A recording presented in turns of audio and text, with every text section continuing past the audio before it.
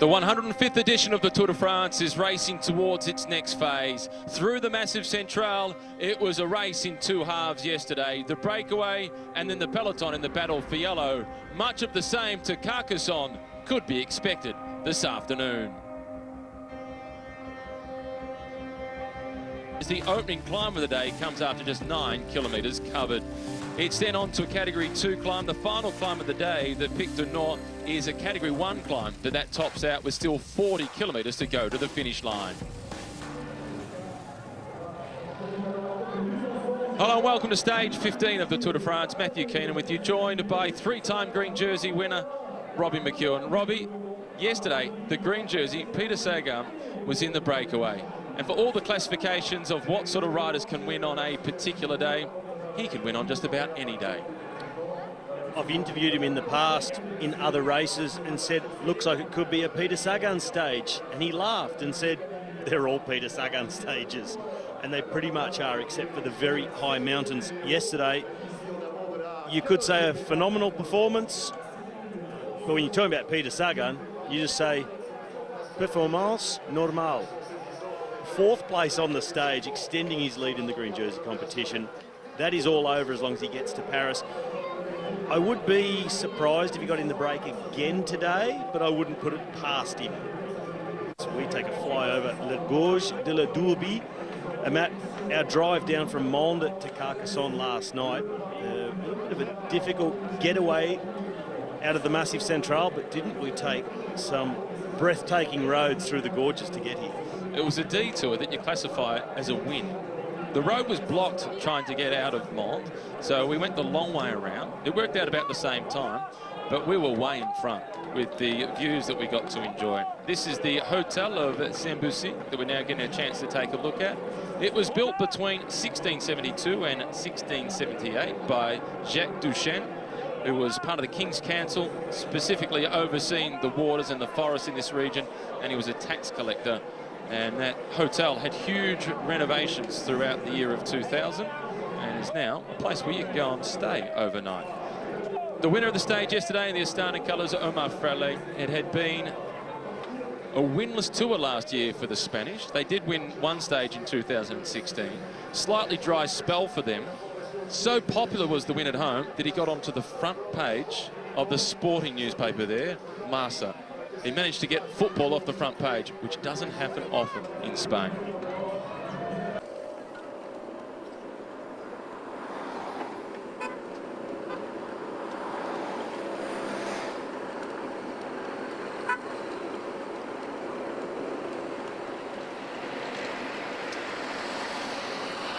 This is Rafael Michael rolling through for Bora Hansgrohe.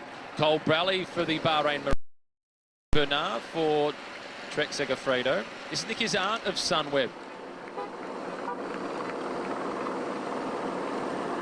And the regrouping of the two main parts of the peloton to make it one peloton now. Bitten just thrown off to the side of the road, trying to do the right thing and give it to the spectators on the right-hand side. Looked as if it just clobbered one in the stomach.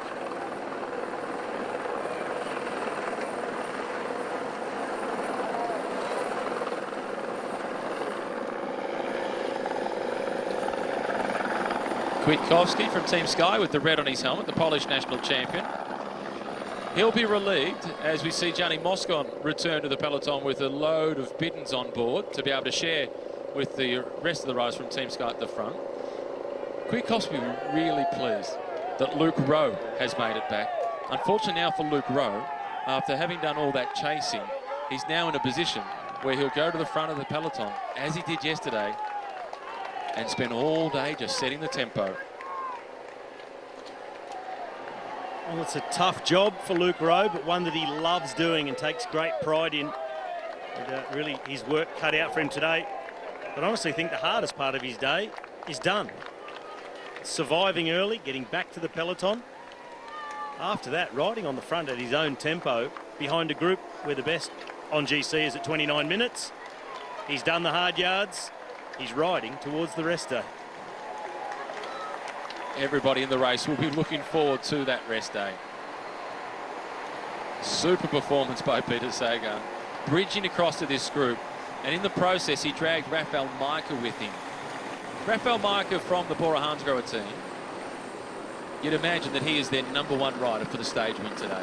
With a Category 1 climb, even that's surely too much for Peter Sagan from a group of this quality. Yes, it should be. And also for Rafael Micah, for his chances of success. Well, he can only afford to go to the finish with pure climbers as well. He doesn't really pack a sprint, so he'd have to get there with maybe the likes of Sergio Pauwels, maybe a Domenico Pozzovivo, maybe an Amael Moinard as well. Those sort of riders who maybe have the climbing talent to go with Maker, but he could be quicker than them at the finish. Situation normal once again at the front of the peloton as Team Sky settle things down behind the breakaway group of 29 riders, where the best placed overall is Greg Van Avermaet at 29 minutes behind. Chateau de Montagut, which we're now getting a chance to take a look at. This was built from the early Middle Ages. It was enlarged and transformed throughout the 15th century by the powerful Blanche family. As of 1670, Jean de Rouvelet, the Lord of Montagut, restored it and turned the defensive systems away. He pulled all that down, and later on it was abandoned. In fact, it was abandoned until the 1920s. And then the Association of Montagut Aimé de Château brought that chateau in 1968 and commenced the restoration work, which they finished as recently as 1989. And that is a chateau that is open to the public. 4 minutes now for the leaders. This is Sylvain Dillier for AG2R Le Mondial. He gets into the breakaway today. Last year at the Giro d'Italia, he was in a breakaway with Jesper Stuyven, the hero of the stage yesterday. It was a 2-up sprint between those two, and it was Sylvain Dillier who got the stage victory. Two riders in the moon, the white colours of Fortunato Samsic, Emile Monard and Florian Vachon. This is Tom Scoynes going through for Trek Segafredo. He's one of 3 riders from that team in the breakaway. They've had a successful tour so far. Bauke Mollema is in that group. He'll have been disappointed personally, as he had high hopes to finish potentially on the podium. But the crash on the cobblestones on stage 9, that hurt him. He wasn't able to recover in time before they hit the Alps. Now this looks a little bit like you, Robbie. Yep, maybe that's what we'll go and do on the rest day. Or is that just a comment on my driving style and the transfers we've been doing? No, your driving's been very good.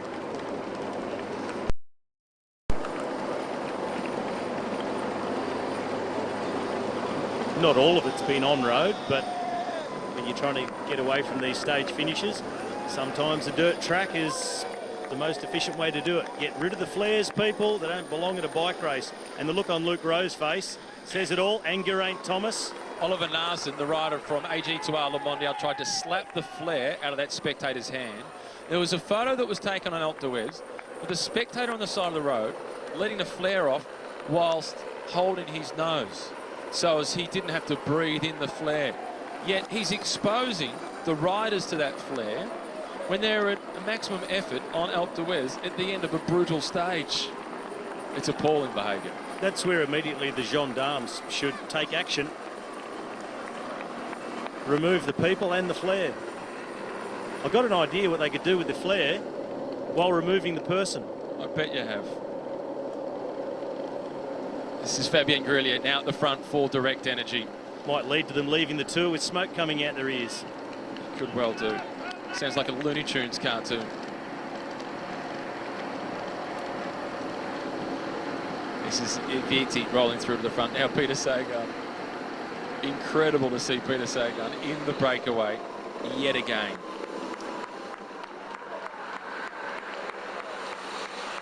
Geraint Thomas looking very comfortable in that yellow jersey. He and Chris Froome, they're quite close. Early in their career, they actually shared an apartment together, just for the one season. Luke Durbridge, he made a statement on his Twitter account yesterday about the appalling behaviour directed towards some of the Sky Riders on the final climb yesterday. He was not impressed at all. Notre Dame de l'Assomption, which we now get a chance to roll on by. And this church took a few years to build, just 9 years in fact, built from 1515 through to 1524.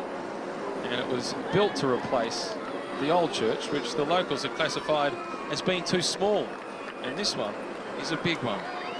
It's 32 metres long, 18 metres wide, and that tower stands at 20 metres tall.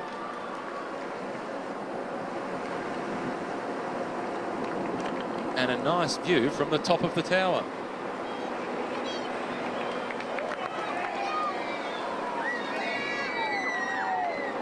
Back of the peloton in the red colours, 2:06. That's Anthony Perez. He tried multiple times at the start to see if he could get himself into the breakaway, but it didn't quite work out.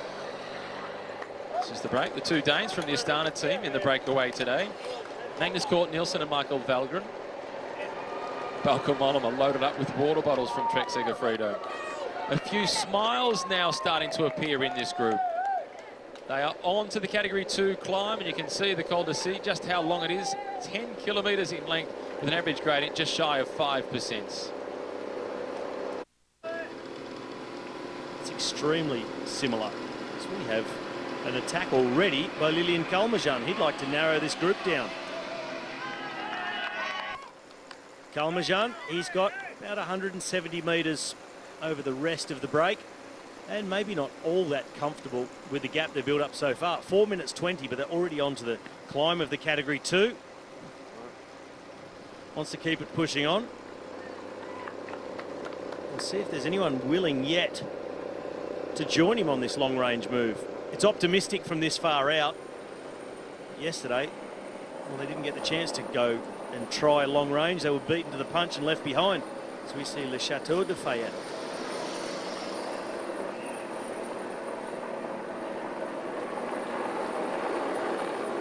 And this one was built throughout the first half of the 16th century. Built at the top of the hill overlooking the valley. It was classified as a monumental chateau when it was finally finished in 1564.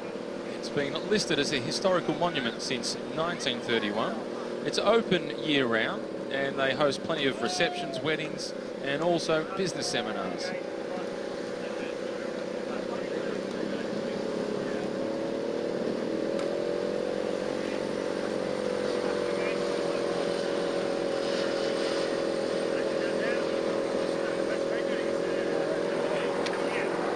Trying to eavesdrop on the conversation between Froome and Thomas.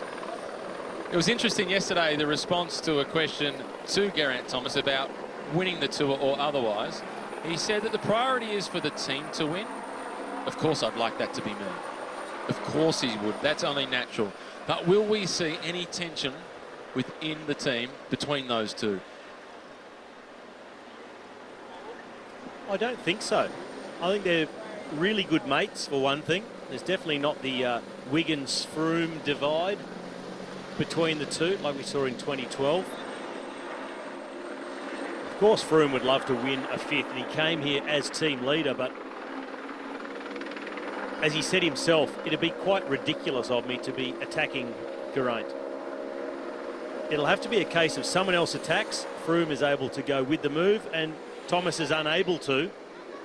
So I think for Froome to win the Tour, Thomas will have to have a bad day. Maybe Dumoulin on the attack drops Thomas, which would then put Chris Froome into yellow. But Tom Dumoulin has been trying, understandably so, to stir the pot. After yesterday's stage, he said that when they were at the front going to try and close things down to Roglic, he didn't have to do any of the chasing to close down to Geraint Thomas because Chris Froome did it for him.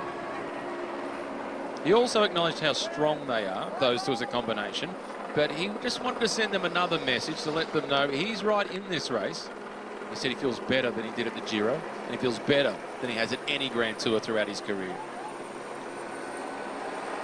Well, let's hope he can carry that feeling into the Pyrenees to give us an exciting race and competition, because there's nothing better than a close battle We don't want to know for sure who can win this race with a week to go.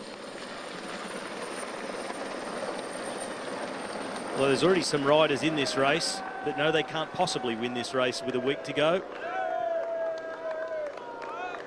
Seen a number of favourites exit the race early. Richie Port with a crash on stage 9, broken collarbone out.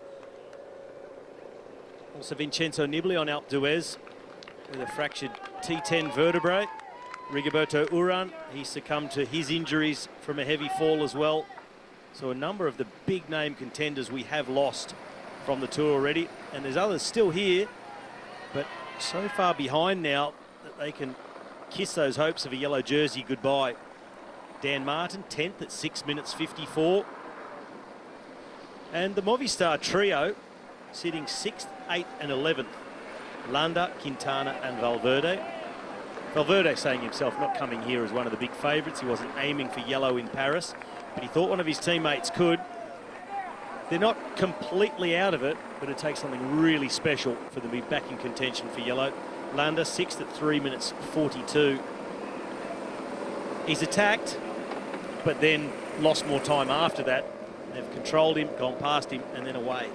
They've looked like at Movistar as if Landa and Quintana are riding their own independent races. On Alpe d'Huez, it was Landa who looked the better. Yesterday, it was Quintana that looked the better. And they've never waited for each other. They've just been doing their own thing. Valverde is in there as trying to keep the peace and be the team leader, the captain on the road. But it's not clear as to whether it's Landa who is the #1 man or if it's Quintana. At the moment, it is Mikel Landa who's in 6th spot overall, and Nairo Quintana is in 8th position. Meanwhile, another Frenchman out in front. This is Lilian Calmejean. He speaks perfect English, Lilian Calmejean, but he's not keen to do so. He spent a year at university in Nottingham and rode a couple of club races over there whilst he was at university. One of the things that we see throughout the race is the organisers from the UCI, the race officials, alongside the riders with what looks like a radar to indicate or to try and detect if any of the bikes have got motors in them. Here's a little feature piece on searching for motors on the bikes throughout the Tour.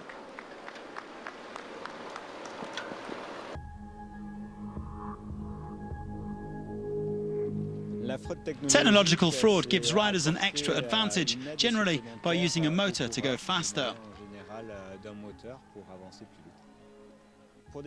We have several ways of detecting technological fraud. There are magnetic scanning tablets, first of all. Generally, a motor creates an electric field, and we have tablets to carry out fairly comprehensive tests on the bikes. The second method of detection is effective when the motor is actually in use. A motor generates heat, and we can detect that heat by using a thermal imaging camera.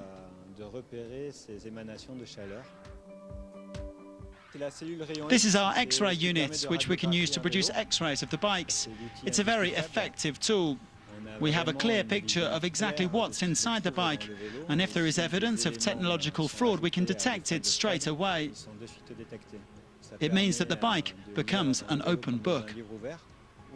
At least this removes the climate of suspicion we've had in recent years. Today we know the bikes that are put through the scanner are clean. Every day at least 100 bikes are tested. Yesterday I think it was 142, and there haven't been any problems so far. It's like the sword of Damocles has been taken away. The idea is to develop a tracker which would be fixed to every bike in the peloton, ensuring that a motor has not been started anywhere.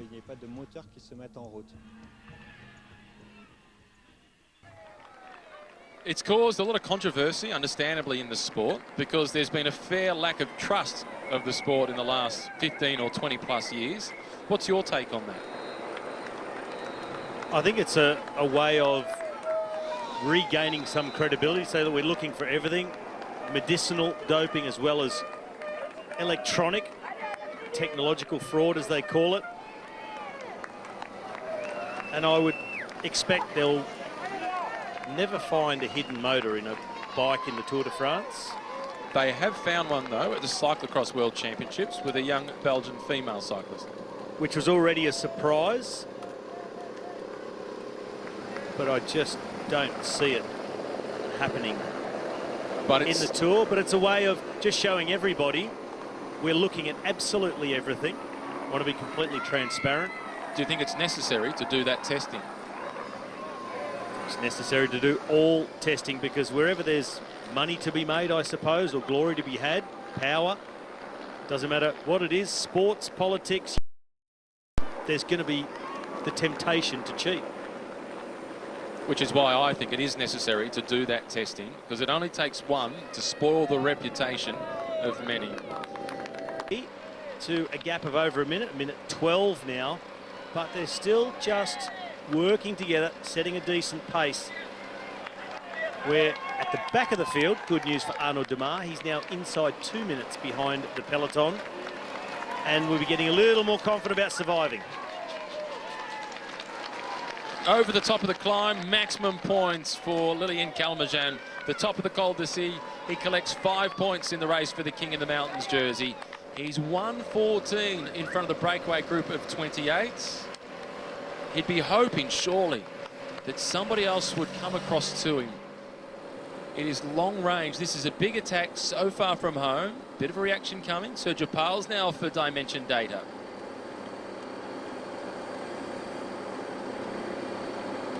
That's Tom Scoins from Trek Segafredo. By the looks of things, he's up in this group along with Bauke Mollema.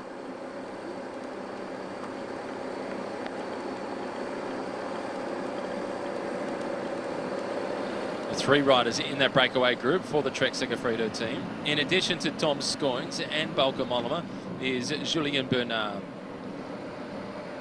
His dad's here working on the race. He's covering the event. And by all reports, he doesn't mention his son at all. He doesn't want to be accused of being biased. When he is covering the race, he leaves any conversation about his son to the other people that he's working with on French radio. Out to almost 6 minutes now, their advantage over the yellow jersey group, which is the main peloton. Tim de Klerk in the blue colours towards the back of the group. There's Peter Sagan in green, once again in the breakaway. And for Movistar at the rear of the group, that was Ivetti, I think, going back to the team car to collect water bottles. 3 riders from that team in the breakaway: Bernati, Ivetti and Soler. As the race enters the Département du Tarn. So out of the Aveyron into Tarn. And later on in the stage, they'll be into the 3rd department of the day, which is the Aude. That comes at the top of the climb of the Pic du Nord, the Category 1 climb. We expect the group to really blow apart. And on this climb, the Category 2, they've gone through where the points are on offer, but the climbing's not done. Very short piece downhill after the KOM of just a couple of 100 metres, and then it kicks up again. So nasty little tail on the Cat 2 climb. And it's really exposed to the wind. This classification is incorrect that you could see on the screen there. It was certainly Lilian Calmejane over the top in 1st position, collecting 5 points. In 2nd position, it was Sergio Pals. And then across the top in 3rd place from Trek Segafredo, it was Tom Scoins over the top in 3rd position. Well, Sergio Pals, he's sitting 3rd overall in the King of the Mountains competition. He's just added 3 points to his totals. He now goes to 66, 4 points behind Warren Barguil in 2nd. But still some 24 points behind the lead of Julien Alaphilippe. 10 points on offer on top of the Pic du Nord. So he could narrow that gap down to 14 points as we head towards the Pyrenees. So Sergio Pals, he'd be feeling he's not out of this one yet. There can be some big changes in the Pyrenees with multiple Oars category climbs where there's 20 points up for grabs. He's no longer on the climb officially, Lilian Calmejane, but don't tell him and don't tell the spectators. They know if it's a climb or not. There's confirmation of the points across the top of the climb. Calmejane ahead of Sergio Pals, Tom Scoins, and then Arthur Vichot in 4th position, collecting the 1 point. This is most definitely still climbing. The spectators know where the riders will be going slowly because it's so difficult. And the photographers know where there's a chance of crashes. as that's where they also line up to get the snap if unfortunately somebody does fall. Well, the spectators, they choose that spot where they're going slow, also where there's a nice spot for a picnic, because they're out here many hours before the race arrives. So they like to enjoy the scenery, have a picnic roadside, take in the views, and then wait for the race to come past. And for a lot of them, just as importantly as the race coming past, is the Caravane Publicitaire. So it's all that the sponsors, they have their floats that drive along the course and hand out the freebies, throw out all the little gadgets to the fans on the side of the road. Get anything from lollies to balloons to pens, hats, all sorts of stuff. And you see them going into a feeding frenzy when the Caravane Publicitaire comes past.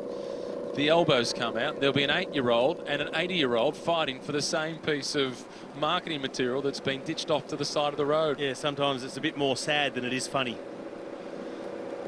It is a repeat of the stage yesterday. Yesterday there were 32 riders in the breakaway, and Sky, they were happy with the composition. They just let it drift out at one point to 20 minutes. Today there's 29 riders in the breakaway, one off the front on his own, 28 chasing, and already it's out to almost 6.5 minutes. One rider who will be really pleased is Arnaud Démare. He's almost there. He's just over a minute behind the peloton. The Groupama FDJ relief, and the right decision made to send Roman Sinkeldam back to collect him. If Arnaud Démare is a minute 20 behind the front of the peloton, it means he's already into the convoy. It means he's not far off the back of the peloton. That's where Warren Barguil is at the moment, number 41, early attacker along with Adam Yates. He and Yates really the first two major aggressors today. And yes, there was that group of three with Yates, Barguil and Mühlberger, who only got out to a lead of 18 seconds. And they fought for 10 kilometres through the Valley Road, full gas, but not quite able to get that gap they needed. And the breakaway is Lilian Calmejane. Here comes Roman Sinkeldam, along with Arnaud Démare, and Kim van Kiesbroek at the back of the group. In fact, it's Tobias Ludvigsen that went back for him. Roman Sinkeldam was the name that was coming up on the race computer, but that is Tobias Ludvigsen, who has done the job for Arnaud Démare. Let's now go back to the front of the race with Lilian Calmejane, who's in the breakaway off the front on his own at the moment. He's one of the riders we spoke to before the start of the stage.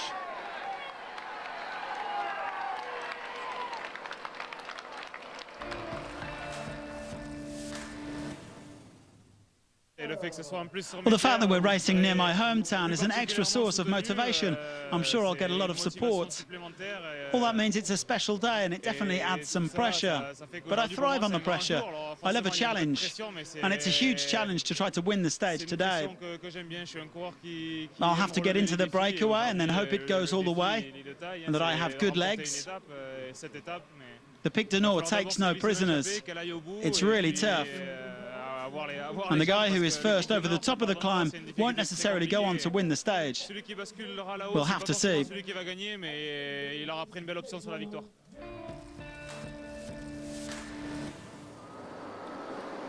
Well, Matt, Lilian Calmejane saying he's riding into his home region where he's from, expects to see lots of fans. I wonder if it's one of those sneaky saying to the rest of the group, hey, listen, I'm from here. I'm just going to go up the road and say hello to my family. Yeah, sure, off you go. Take a little gap, go and see them. Under his breath, he says, see you at the finish. As we take a look at Le Chateau de Calmel in Le Corne-les-Bains. Impressive looking, well, tables out the back. Must be a hotel these days. It is. This one dates back to the 15th century. As you can see, you can go there, stay overnight, enjoy the restaurant as well. And it was formerly one of the county houses of the families of Protestant descent here in Camarles. Ancient Languedoc country house, and the name of the Chateau de Camarles, was the name of the family, in fact, that originally built this back in the 15th century. There's a tower out in the backyard as well. That's associated with this property. They've even got a tennis court in the backyard, a couple of tennis courts there for those that come and visit and stay overnight. I already see you tapping it into your computer to see if you can get yourself a night there and see if there's anyone else to play tennis with. Are you mad about tennis? Who wants to have a hit? I mean, you've been turning up most days in your tennis whites when you haven't even, got a court nearby, just in the hope that, never know, have a hit down on the finishing straight here. The court's back at home at McLeod Tennis Club, and I'm dying to know the result from my team on Saturday in the pennant against St Mary's of Greensborough. Well, if you weren't there, they probably did pretty well. Fair chance the team was strengthened by my absence. Lilian Calmajan still off the front on his own. The gap now to the peloton, 7 minutes. The winner of the stage will come from the breakaway group. And I am only joking, everyone. Matt Keenan is an excellent tennis player. Club level tennis player at best. Back to Egan Bernal. This is what I wanted to discuss with you. He's only 21. He's an enormous talent. The results already show that. It doesn't take a genius to work out that he is definitely a potential winner of the Tour de France. It's so often with a rider that young, you see a team that's got a long-term contract with that rider. They withdraw them from the race after 2 weeks or thereabouts, making sure that they don't burn them out and that they can get to their full potential when they're 26, 27, 28. Are they putting too much of a workload on the shoulders of young legs of Egan Bernal? I think he's ready for it. Some riders, some professional athletes are ready before others. Others need to wait until they reach that physical maturity where they're ready to make those sort of efforts and they're able to do it day after day. But so far, Bernal, he looks to be ahead of his years. Although at 21, they'll be monitoring him very closely, the way he's recovering day to day. And also, I think, on a larger scale, how they manage his season and then what he's going to do next season as well. So I think he's ready for these efforts, obviously, in the Tour de France, the ones he's been making. See how he goes through the Pyrenees. But I think he's in good hands there at Team Sky. They know how to develop riders very well. I'm sure other teams are already trying to find out when his current contract expires. As Peter Sagan gets aero, he starts to roll his way a little bit further in front of not only the group, but also the peloton, led by Team Sky. After yesterday, with those 32 riders in front at one point, riding out to 20 minutes lead over the Sky-led peloton, this group also knows Sky don't want to catch us. We don't need to really go hard to stay off the front. So they can all just cruise along, share the workload at probably just shy of medium intensity, and then battle it out on the final climb and through to the finish. There's the intermediate sprint in 30 kilometres time in the race for that green jersey, where Race for the green jersey. Peter Sagan has an unassailable lead. He just has to make it to Paris from this point, and if he doesn't, he will still win the green jersey. But he wants to add to his list. So far throughout the race, he has won almost 60% of the points that are available if you were to win every single intermediate sprint and stage. That is an extraordinary performance. It was a tight battle through the early stages of this Tour de France against Fernando Gaviria. Gaviria winning day one. Of course, he led every classification then. It went back to Sagan when Gaviria crashed on stage 2 as Sagan won. Then Gaviria won again, closed the gap, and at one point it's just down to 3 points difference between the two. But as the race entered Amiens, and Fernando Gaviria was relegated for an incident with Andre Greipel within the last 150 metres, well, the gap blew right out, and then it was pretty much over. Sagan scored on some really difficult stages, also at the Mur de Bretagne. And from then on, it's been the green jersey parade. He's nearly up to 100 days in the green jersey throughout his career. Today is number 98. He will hit the 100. There is no question. Going back across to him then, that was Daryl Impey. He rode well yesterday, Daryl Impey. He was in the breakaway yesterday. He finished in 9th position. He was just 30 seconds off the pace of Omar Fraile.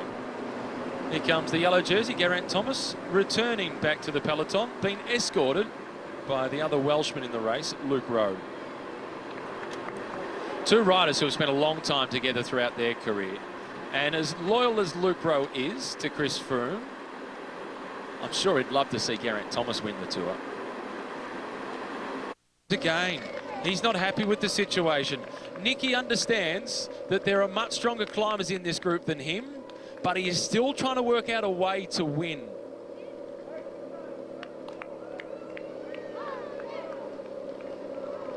He's had an exceptional career, Nicky Terpstra, but he is yet to win a stage in a Grand Tour. That would top things off. Meanwhile, the back of the breakaway, 1:14. This is Rafael Majka. He's the best of the climbers of the 3 riders from Bora Hansgrohe in this break, but he's letting things split up. Volker Mollema is there, 1:91. Daryl Olympia's been caught behind the split this time. And now we have an attack from Tom Scoynes. He's marked by Grelier and Greg Van Avermaet, and that's the top of that hill. It's at 600 metres altitude. They just come over, so onto the descent. It's a well-timed attack by Tom Scoynes onto the downhill. See who reacts behind at the moment, one of the riders of Movistar. But a great little spot to make that acceleration by Scoynes. So interesting that this group already attacking each other from more than 80 kilometres to go. And so many riders in this group just not rating their chances against the guys who I think are capable of splitting it up and going over the top of that climb together. Danny Martinez from EF Trapak, Jon Izagirre, Domenico Pozzovivo, Sergio Pols, Rafael Majka, Marc Soler and Volker Mollema. They're the best climbers on paper in the group. The rest need to leave them behind before they get to the slopes of the Category 1 Pic du Nord. Fabien Grelier in this group at the front and just getting through that corner unscathed. That was a close moment. And if he had have gone down, Van Avermaet had nowhere to go. Well, he turned into that corner 3 times. And you just see it, how much it goes back on itself. That was the same corner that Grelier just went through. So a little bit tighter than he expected, having to adjust mid-corner. And that's always dangerous. They've got 19 kilometres to hit the intermediate sprint.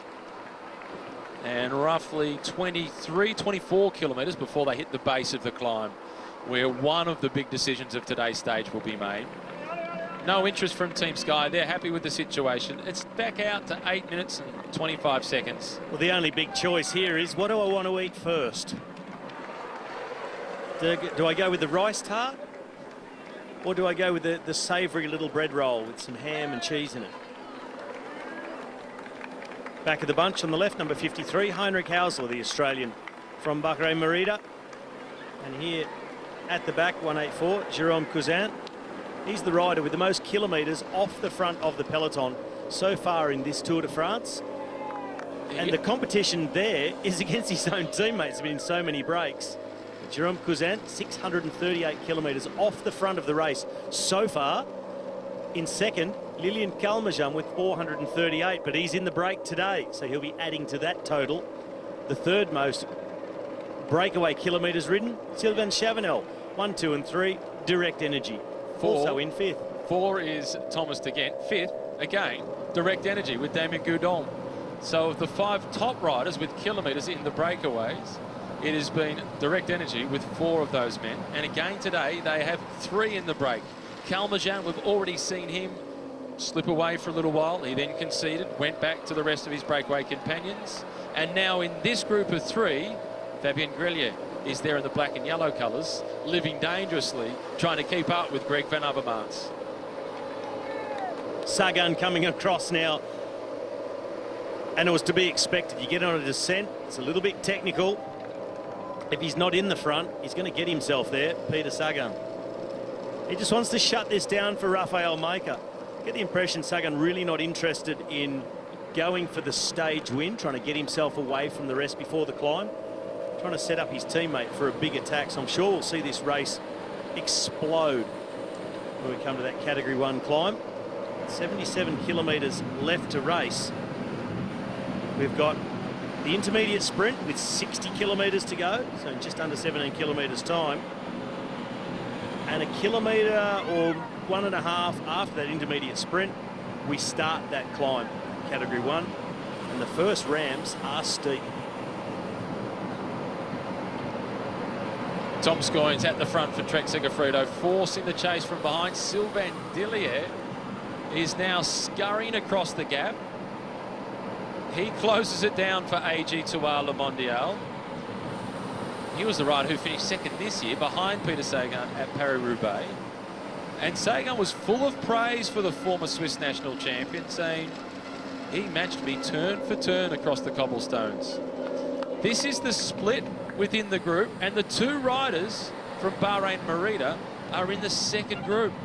Sonny Colbrelli surely has to do the pacemaking for Domenico Pozzovivo, the better climber of the two. Well, it seemed to be Colbrelli that caused the initial split. He was on the front of that group. Now he's found himself in the second half, but they've sat up at the front now. Skearns is going to go again on the right-hand side. Just calls to his teammate, Julien Bernard. Look out, coming through. Peter Sagan says, well, I'll just ride back into your slipstream because I saw you about to make this move, and I'll shut you down again. And attacks potentially to try and soften this group up for Bauke Mollema. This is Pozzovivo, the piano-playing Italian at the back of the breakaway group. Well, I'm sure when we get to that Category 1, he'll be tickling the ivories on his way up. Pozzovivo, he's a man who can rip this breakaway to shreds. And the 29, I reckon, will become less than 10 on the slopes of the Pic du Nord. Fabien Grelier, once again, he's trying to slip off the fronts. He was with Van Avermaet just recently, along with Tom Skearns, and he tries again. Direct Energy, their biggest hope from this group is certainly Lilian Calmejane. Which is why when he was off the front on his own, they would have told him, okay, Lilian, this is not working. Head back to the group and we'll look for another opportunity to try and break away. And Grelier already looking over the shoulder, hoping that somebody will join him. Picnic on the side of the road. They've been waiting for a long time. Those ones who are sitting down, they've just about missed the whole race. Grelier just checking over the shoulder, see who's coming. Back out of the saddle. Just looking at this final climb on the Pic du Nord, 12.3 kilometres long. The first 7 kilometres, well, the first 6 average around 7.5%. Then you've got a section at 10% for a kilometre long, right in the middle of the climb. Then it eases off. The last 5.3 kilometres to the top is around 5% average. And the top is almost flat right before they hit the KOM. So it's in the first 7 kilometres of the climb, the big differences will be made. After that, it's consolidating. And it's good for the climbers. Steep early, flatter on top. Get the gap, force it open a bit more. For the others, it'll feel just as steep in the second half as it did in the first. Use those steeper pinch to force the gap open and then get into the rhythm. At the back of the breakaway group for Groupama FDJ, this is Arthur Vichot. His uncle won 2 stages of the Tour de France back in the mid-1980s. He's been a French national champion. He's won a stage at the Criterium du Dauphiné. He's been close a few times at the Tour with big breakaways, but the win still eludes him. He comes into the race with pretty good form, having finished in 10th position at the Tour de Suisse. So that shows that his climbing form can't be too far away. 9.5 minutes gap, the gap back to Team Sky. And just like yesterday, content to just let it ease its way out. They'll just continue to ride their own tempo, regardless of what happens in the front. Just keep cruising along. And with each attack that happens in the front, the gap just opens that little bit more. Team Sky, they'll just be riding defensively all day, cruising along, just making sure they keep their team leaders in front. Certainly hoping so. And Bardet, along with the rest of the team at AG2R Le Mondial, they believe he can still reach the podium. But they aren't talking about the prospects of him being able to win the race overall. Bardet is currently in 5th position in the general classification at 3 minutes and 21 seconds behind the yellow jersey of Geraint Thomas. This is still Fabien Grelier of Direct Energy on his own. His first appearance at the Tour de France, but certainly not his first time into one of the breakaways. In fact, he's been in more than 400 kilometres worth of breakaways so far throughout this year's tour. It's his 3rd season in the pro peloton. He's yet to win a race as a professional, but he's had 5 second-place finishes.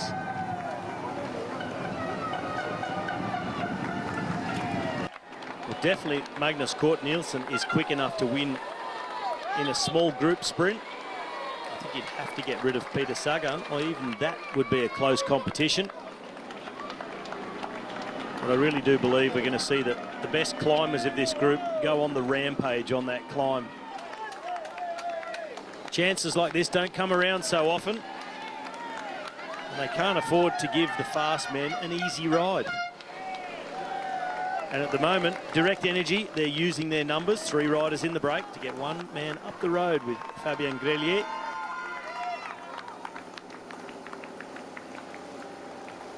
At least the other 2 riders will be able to just sit in the wheels, not do any work, try and freshen up a little bit on their way to that final climb. He's just holding on to a 14-second advantage. He is spending a lot of energy in the process being off the front. But the other 2 from Direct Energy, Calmejean and Roman Siccar, are better renowned climbers than what Fabien Grelier is. This is just part of their tactic, to stretch it out and give those 2 guys a chance on the climb.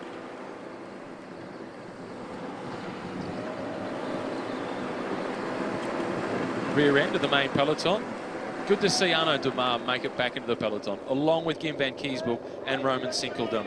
Reaction is coming from Trek Segafredo, and this is Julien Bernard who's trying to go across.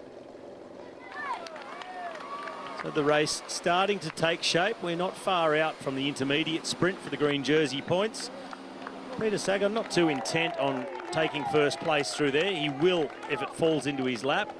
I think he's more concerned at the moment about trying to set this race up for Rafał Majka, who we've seen very little of on the front of this group, working away, as well as Poljanski. And Peter Sagan's been marking all the moves to make sure he can put his climbers in position to be off the front. The 26-year-old Frenchman in his first appearance at the Tour de France. He's ridden Grand Tours previously. He's ridden the Tours of Italy and of Spain. And when he first rode one of those races, it was the Volta a España.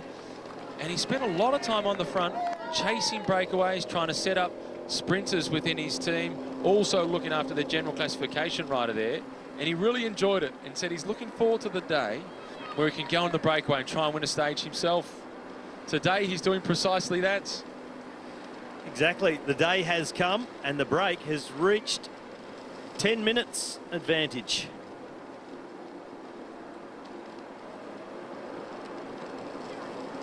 He rode the Tour de Suisse recently. That was his big preparation race coming into the Tour de France.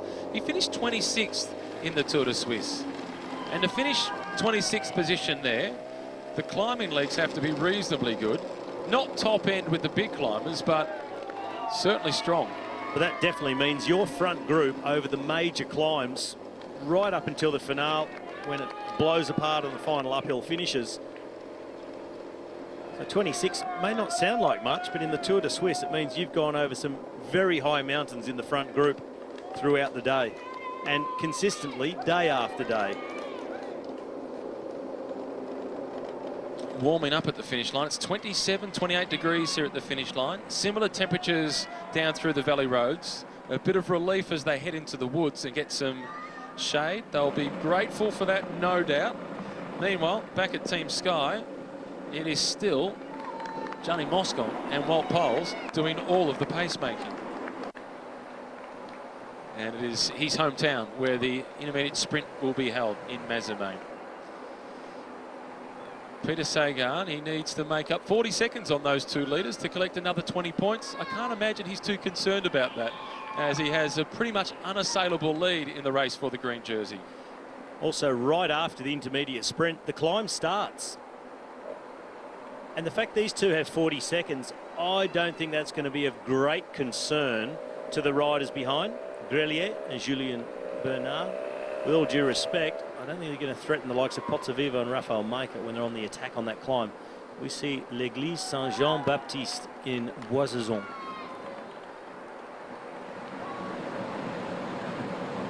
Peloton charging past, but they're at some 10 minutes and 17 seconds down on the breakaway.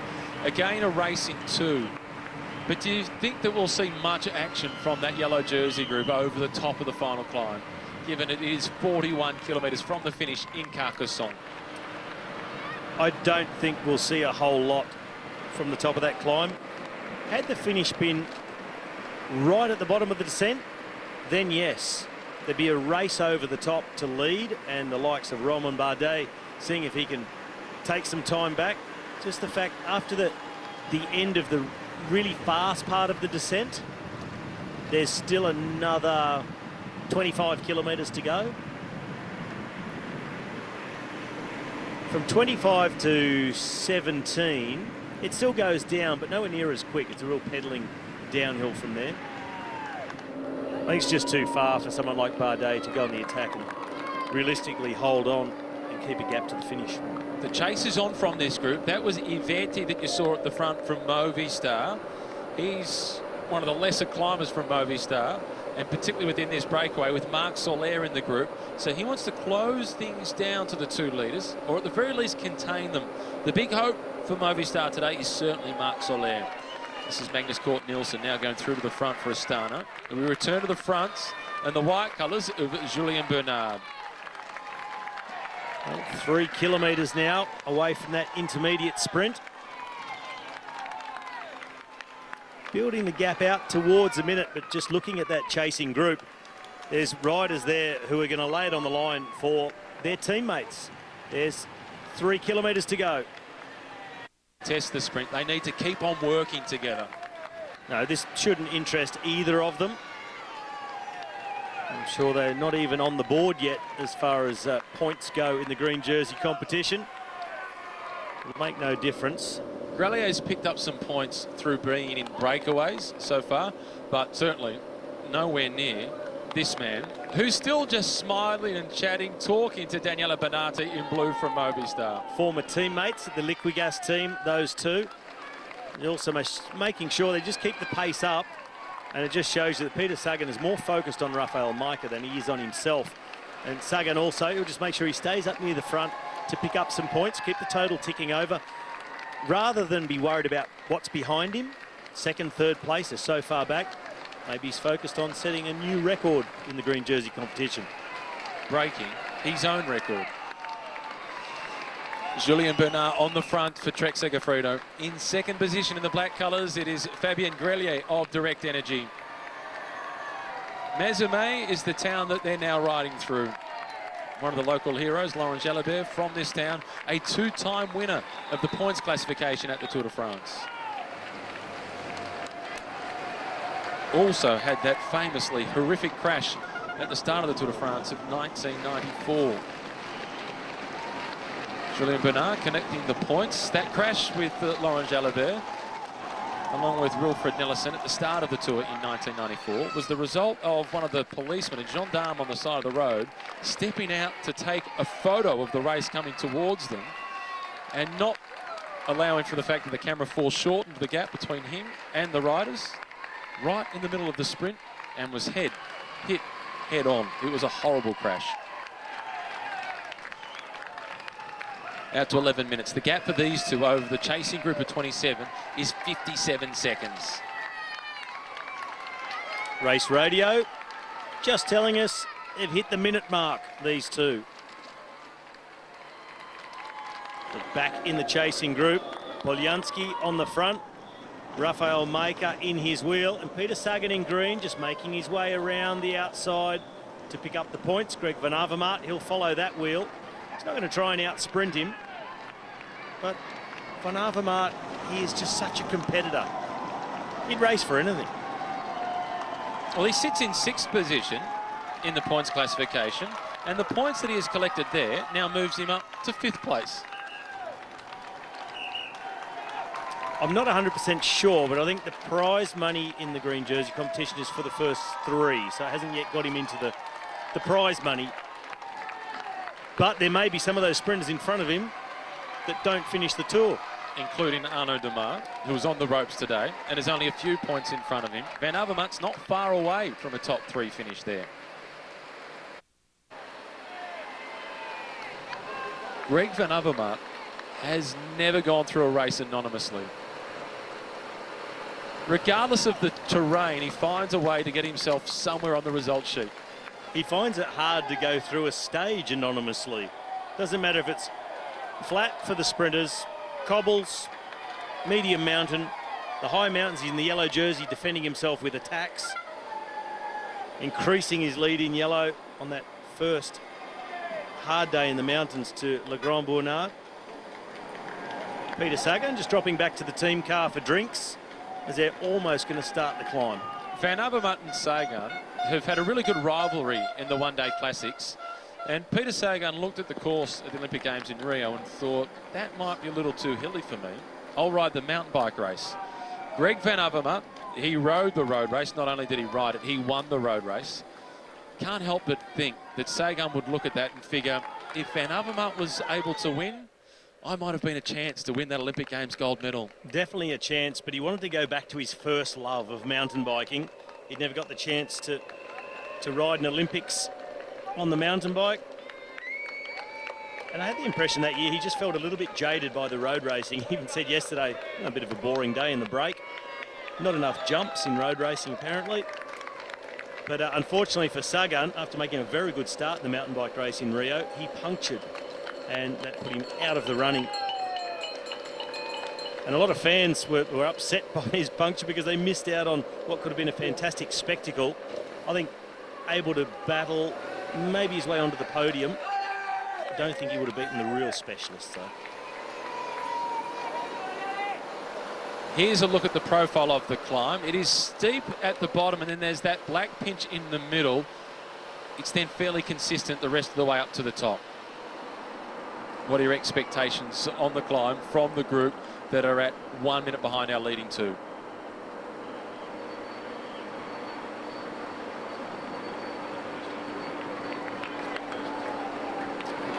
I think that from the group chasing those leading two, I think the best climbers just have to attack the climb. It's not as much about catching the leading two with the whole group as it is distancing the fast men who are still in that group. So I think they can't afford to just ride tempo and wait till they peg that minute back. I think the decent climbers, they're all decent climbers, they're in this group for a start. The very good climbers in the group have to go on the attack. That was the top of the climb.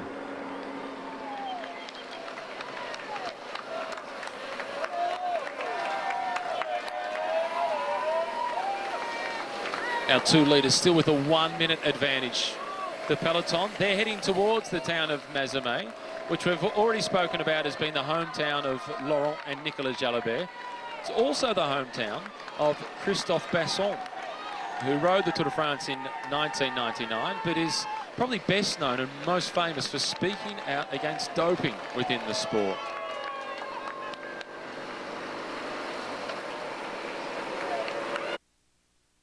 Stage, Polanski now on the fronts, doing the job for Bora Hansgrohe, looking after Rafael Majka.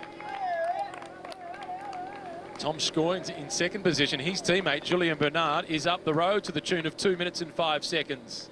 Well, look at it this way. If a rider like Rafael Majka managed to get rid of all of these riders he's with in this group, ride across to those front two, catch them over the top or just before the top, but they stay with him, they're likely to beat him in the sprint.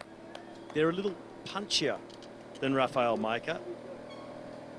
I think they needed to keep it a little bit closer and then be able to attack out of the group and then leave those breakaway riders behind him to try and go on to the stage win.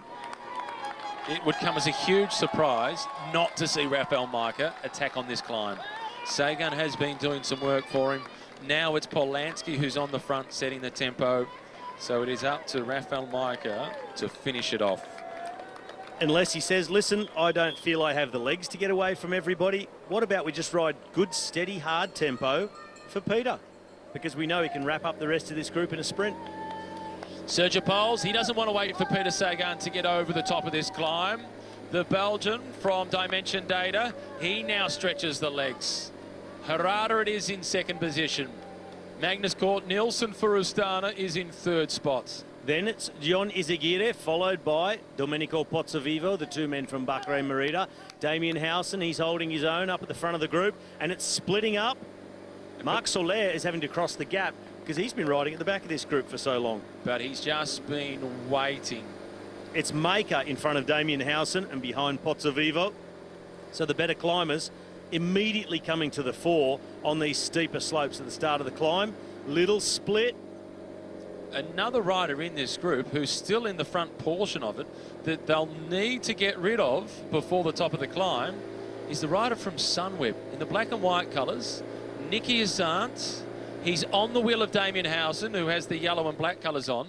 Nicky Assant is quick. He's been a stage winner at the Giro d'Italia, winning the final stage 2 years ago. He's won the Cadel Evans Great Ocean Road Race and is really fast. He is very fast.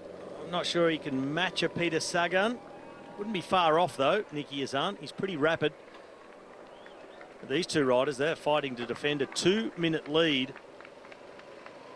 And that could prove to be enough to get them over the top, clear of this group. But the pace is being picked up again back here in this breakaway group. And it's Jon Izagirre. We saw his brother Gorka yesterday, the Spanish national champion, on the attack. But he blew it by not following the wheel of Jasper Stuyven. He could have had an almost free ride down to the foot of the climb to Mende. He let the wheel go by a couple of lengths, and that was enough. Stuyven was gone.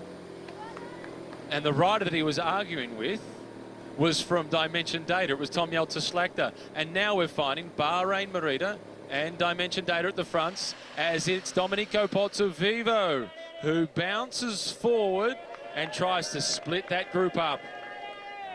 It's Rafael Majka who is with him, followed then by Damien Howson. Pozzovivo, 5th overall in this year's Giro d'Italia.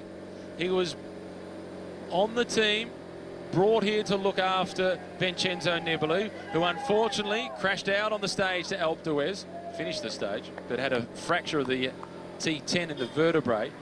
Not able to start the next day. So now Pozzovivo gets a chance to race for himself.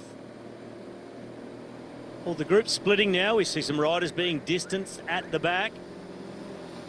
Peter Sagan no longer in this group. Greg van Avermaet is towards the back, but it is really starting to split. And the good climbers need to use the first half of this climb to make the difference. That's where it's really steep. They're still approaching the steepest part of the climb at 10% average for a kilometre. But now it really is starting to split up. Pozzovivo, Majka, Damien Howson in third wheel. Magnus Cort Nielsen behind him. It is then Bauke Mollema followed at the back. In fact, that's Tom Scoynes from Trek Segafredo. It's not Mollema, it is Tom Scoynes from Trek Segafredo. At the back of the group, it is Michael Valgren. Coming across with the yellow helmet from Movistar is Marc Soler. Behind Soler, again, is Jon Izagirre. An acceleration now from Magnus Cort Nielsen. One of the faster men in the group who we've seen him perform really well in the mountains in the Alps stages. When you look at the results so far in the career of Magnus Cort Nielsen, you'd expect him to ride defensively on this climb. Just stick with the men who are better in the mountains and finish them off in the sprint finish. He's got so much confidence, he counter-attacked the move from Domenico Pozzovivo. Well, just keeping the pace up too, because he now knows they're offloading the other fast men in the group. If he can survive with what's left here, well, he'll have their measure in a sprint finish if they can keep it together. The gap now to the front down to 117, and total elevation of the stage, 28.20. They've only got another 500 metres of climbing to go. It's all downhill and flat to the finish, so the climbing is nearly done for the day. And that's spread out over the next 8.4 kilometres. Grelier at the front in the black colours. It's then Julien Bernard. Astana with so much confidence. This is now Michael Valgren at the fronts. The Danes on the team trying to match the Spaniard Omar Fraile, who was the winner to Mende yesterday. Out to 2:35, so he won't be returning as his teammate, the rider he's been working for, now Rafael Majka. It's time to go as he's onto the steeper section of the climb. Well, he's using these steeper ramps, the 8% section followed by a 10% average kilometre to really try and rip them apart, and he is Rafael Majka. He also needs to go past the two leaders and I think leave them behind to be a chance of winning the stage. The riders behind him, they're seeing him right away, and there's a couple of telltale looks over their shoulders to what's behind them. That is a good sign for Rafael Majka as he opens up the gap. The man who's been a dual winner of the King of the Mountains jersey in the Tour de France, a winner of mountaintop finishes in both the Pyrenees and the Alps. He's on the loose and on the hunt for these two Frenchmen off the front. And he knows, as you've alluded to, he needs to go solo. Now Dan Martin is attacking from the peloton. The rider who yesterday punctured on the approach to the climb to Mond, he said, oh, well, that was bad luck. I've got perspective. Twins are on their way in October. Well, Dan Martin is making the most of this climb. This is a bold move by the Irishman. Unexpected, but don't we love it? And Dan Martin probably considers that, well, I'm 10th. I'm at nearly 7 minutes. Sky don't need to chase me. He also worked together with Chris Froome to La Rosière a few days ago. Maybe a little return of favour. We're not going to chase you. We'll leave it up to others. Good chance for Dan Martin to take some good time back. Meanwhile, off the front, Julien Bernard. This is not an attack. This is just a tempo that Grelier does not have the answer to. Julien Bernard is well aware of the fact that Rafał Majka is coming across. And similarly to Sturven yesterday, he will be trying to get as near to the top as he possibly can before getting caught, fearing his ability to stick with Rafał Majka. And well may he fear it, because the pole is flying across the gap. Majka is eating up the road that remains between them.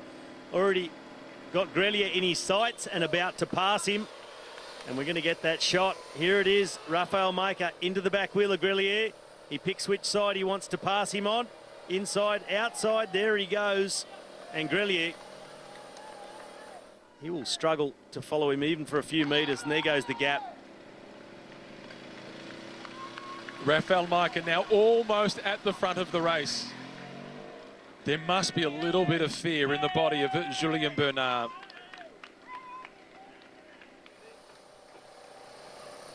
What can he do at this point? He's on one of the steepest sections of the climb, and there won't be much of an advantage sitting behind Rafał Majka. And Majka looks like he's lining him up, and he'll accelerate as he goes past. Yeah, he will. He'll just get into his tempo. He hits the steepest ramps on this climb. This is perfect for Rafał Majka, the perfect place to make the catch, because there's no slipstream effect. Bernardi looks behind. He knows this is the moment where it's probably the last he'll see of the front of the race. Majka, a quick look to assess the damage behind. He's not going to go into the wheel of Bernard, straight on past. And at these gradients, he should be able to let the steepness of this climb do the work. Julien Bernard, he's got plenty of fight in him. He is sticking with Rafał Majka. Domenico Pozzovivo in the red colours behind, still chasing. This is Magnus Cort Nielsen. This is now Bauke Mollema holding on. He's a teammate of Julien Bernard. It's Domenico Pozzovivo at the front, followed by Michael Valgren. It is then Magnus Cort Nielsen, Bauke Mollema at the rear in whites, as Grelier is being caught and left behind. This is bad news for Rafał Majka. The classic specialist Michael Valgren and the fast man Magnus Cort Nielsen on the chase behind, and they can still see Majka. If they've got him within a minute over the top, I think they'll still catch him. Julien Bernard, that grimace, the raising of the head, the indication, that's a little bit too much. Somehow, he needs to recuperate before being caught by this group. Not that he can fully recuperate, but flush the legs a little bit of the lactic acid that has gone into the system and try and stick with the chasers. But still, there's more than 5 kilometres to climb. The gradients drop off, 5 to 6% average over the next 4 kilometres. A little ramp, and into the last kilometre, it eases off to just 2.3% a false flat. But by the time you've done all the kilometres they've already done, it's not going to feel false at all. And it's not going to feel flat either. More flares from the spectators, which must be becoming really annoying for the riders. So I'd like to see a gendarme grab that person and flare and get rid of him. Rafał Majka, he's doing his best to get rid of the rest of the breakaway. It was a big group of 29. Rafał Majka fought to make it into the group, and he had the support of Peter Sagan. The white jersey of Julien Bernard about to be caught. His teammate Bauke Mollema is at the rear of the group. 5 kilometres to the top for Rafał Majka. Now is a disadvantage for Rafał Majka. The steeper, the better for him.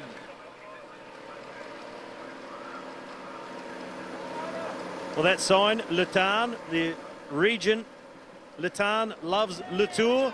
I'm sure some of the riders will be very glad to leave Le Tarn behind them because it is very tough for bike racing. Talking of tough, Dan Martin. There's the most combative prize, which in the past has sometimes been referred to as the fighting spirit. If it was the fighting spirit, Dan Martin defines fighting spirit.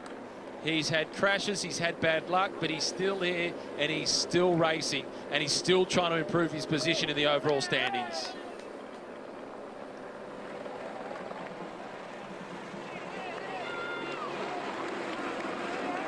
Up over the top of the mountains, through the massive Central across the previous 2 days.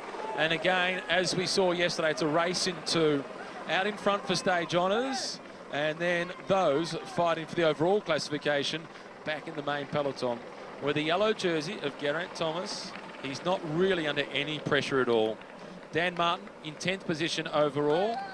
He sits at 6 minutes and 54 seconds down.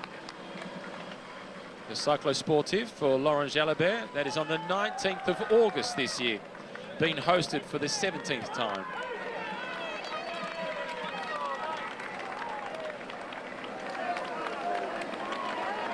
Still most of the Sky team at the front, and it's Gianni Moscon who is setting the tempo. Well, still 7 riders from Team Sky at the front. So you'd have to imagine that Luke Rowe is no longer there. He struggled early on, was dropped in the second group, came back. He set the tempo all day. He set the tempo all day yesterday with Gianni Moscon. So the pace gone up just slightly in the peloton, but not too much. Luke Rowe get himself to the finish. As at the front of the race, Pozzovivo splitting things up. Bauke Mollema, Valgren still there as well. Pozzovivo is really increasing the tempo. He's causing some serious splits. Bauke Mollema is being dropped. Valgren says, no, I can't, as much as I'd like to.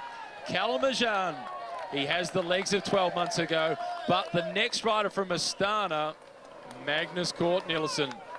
Here comes Soler with the yellow helmet on. Izagirre behind him. Those two are former teammates. And Skoins, the Latvian, he fights to stay in contact. So the group coming back together. Domenico Pozzovivo splitting them apart, but would have thought he would have had to get away from on that steep section. The tiny Italian uses the steep ramps to his advantage, but the rest of this climb, only just over 5%. That was a close call for Rafał Majka, and that fan nearly mowed down by the motorbike behind. It looked as if they were trying to do a selfie, lost their balance, almost fell into Rafał Majka, and then the motorbike. For your own safety, stay off the road. 2 going forward, Bauke Mollema and Magnus Cort Nielsen.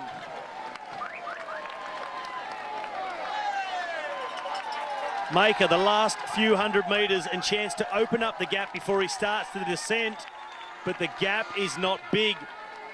I would have thought he'd need a minute. Race computer telling us 40 seconds the lead for Rafał Majka. The bad news is Magnus Cort Nielsen, who is extremely rapid, is one of the better riders out of the group on the climb. And he's with Bauke Mollema trying to shut this gap down. Over the top of the Category 1 climb of the Pic du Nord, it is Rafał Majka collecting maximum points, but more importantly for him is the time gap to the 2 chasers. Bauke Mollema in white. At the back, it's Magnus Cort Nielsen of Astana, and Magnus is super quick. Well, Mollema, he's doing the bulk of the work across the top of the climb, and look at the wind blowing in from the right. Magnus Cort Nielsen just offset to the side, sitting in that slipstream. They are now over the top, and we'll get an update on that time gap. Computer telling us 37 seconds, the lead of Rafał Majka. The descent now starts. The 2 chasers working well together. Bauke Mollema is not hesitating. He should be concerned about the presence of Magnus Cort Nielsen, but before he deals with the Dane, he needs to deal with Rafał Majka, who's off the front on his own, and he's got the ears pinned back, heading for Carcassonne. Well, on the chase behind Rafał Majka, Magnus Cort Nielsen could be Bauke Mollema's biggest ally, but once they catch him, he'll be his biggest and worst enemy. This is Dan Martin, the team leader for UAE Emirates. He's crashed, he's won a stage, he's had a puncher, he still fights. He's in 10th position overall, but he wants a top 5 finish. And he is pushing out to a minute's lead over the peloton. So Dan Martin attacking right at the start of this climb. He's 11:48 behind our leaders. The peloton at 12:39. He's just 9 seconds away from reaching that magic minute. And he's on to the steeper part of the climb. This is good for Dan Martin. The steeper, the better. Sense, Rafael Majka, he needs to find his inner Peter Sagan. His teammate who helped him bridge across. Bauke Mollema is making up a little bit of ground. It's now 25 seconds, 26 seconds.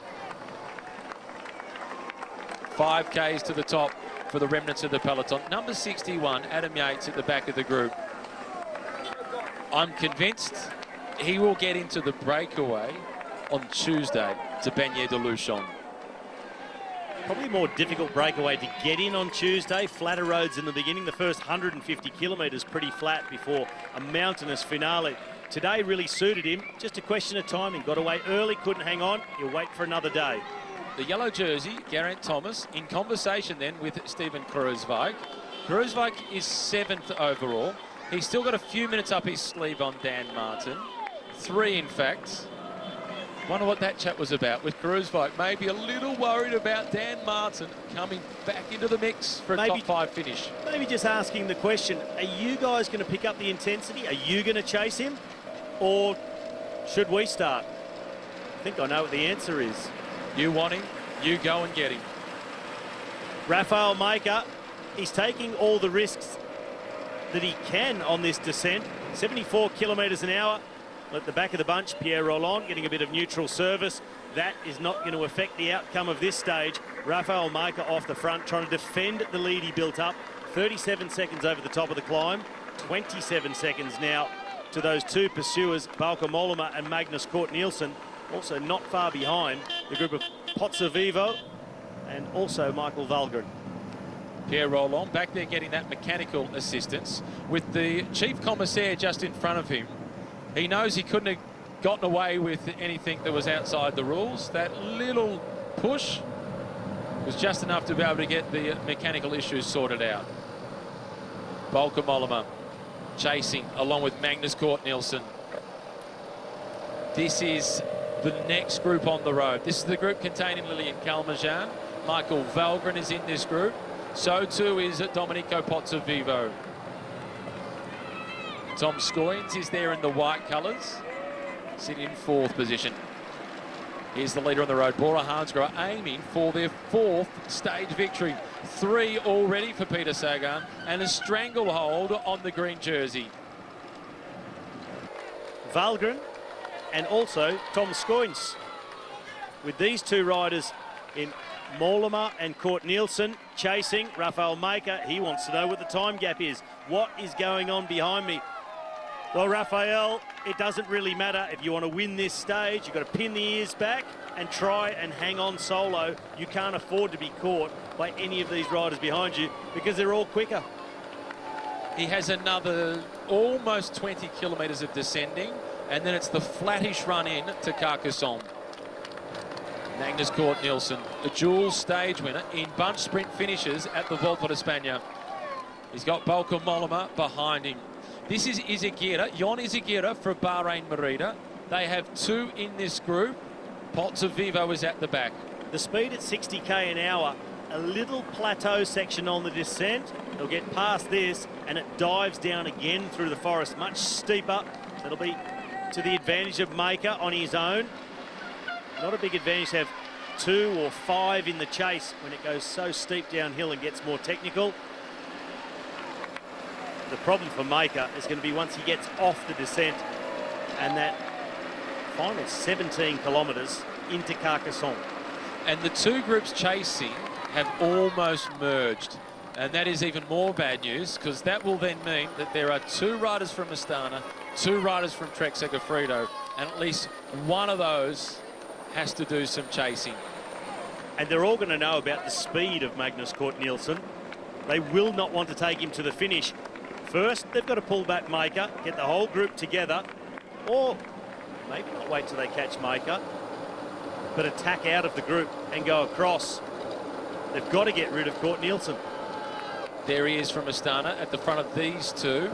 Sitting in second position is the book ambassador from the Netherlands. It is Bauke Mollema. Book Mollema, as he's affectionately known. Stage winner on stage 15 1 year ago. On a similar profile to this one, but he was solo over the top of the final climb. As is Rafael Majka today, still holding on to a lead of 27 seconds on those two chasers. It's then 33 seconds to the chasing group of 5, which includes Lilian Kalmajan from Direct Energy, Domenico Pozzovivo and Jon Izagirre from Bahrain Merida. Then it's Michael Valgren of Astana and Tom Skoyns of Trek Segafredo. Well, sometimes we see very good climbers, they're more vulnerable in the descent if they're trying to hang on to a fast group or maintain a gap. But Rafael Majka is quite a good descender and used to being on the attack in the mountains solo, building his gap out both up and downhill. So Majka, he'll be quite in his element. And imagine just being on training camps with Peter Sagan, for example. Rafael Majka, he's been able to witness all the skills descending with Peter Sagan, and as you said, he'll be channeling his inner Peter on this descent. This is Dan Martin across the top now in that flat little section before the final kilometre to the top of the climb. Then when he hits the exposed bit near the top, there's a big crowd on hand, and there was an Irish flag there to greet him. The chasers, 5, about to join the 2 to make it 7, chasing 1. Rafael Majka, the numbers are against him, but he has horsepower under the bonnet, and he's a chance to hold them off. 25 seconds, still the gap on the race computer for Rafael Majka to this group. So the two men haven't slowed down, but they've been chased down by Jon Izagirre, the Basque.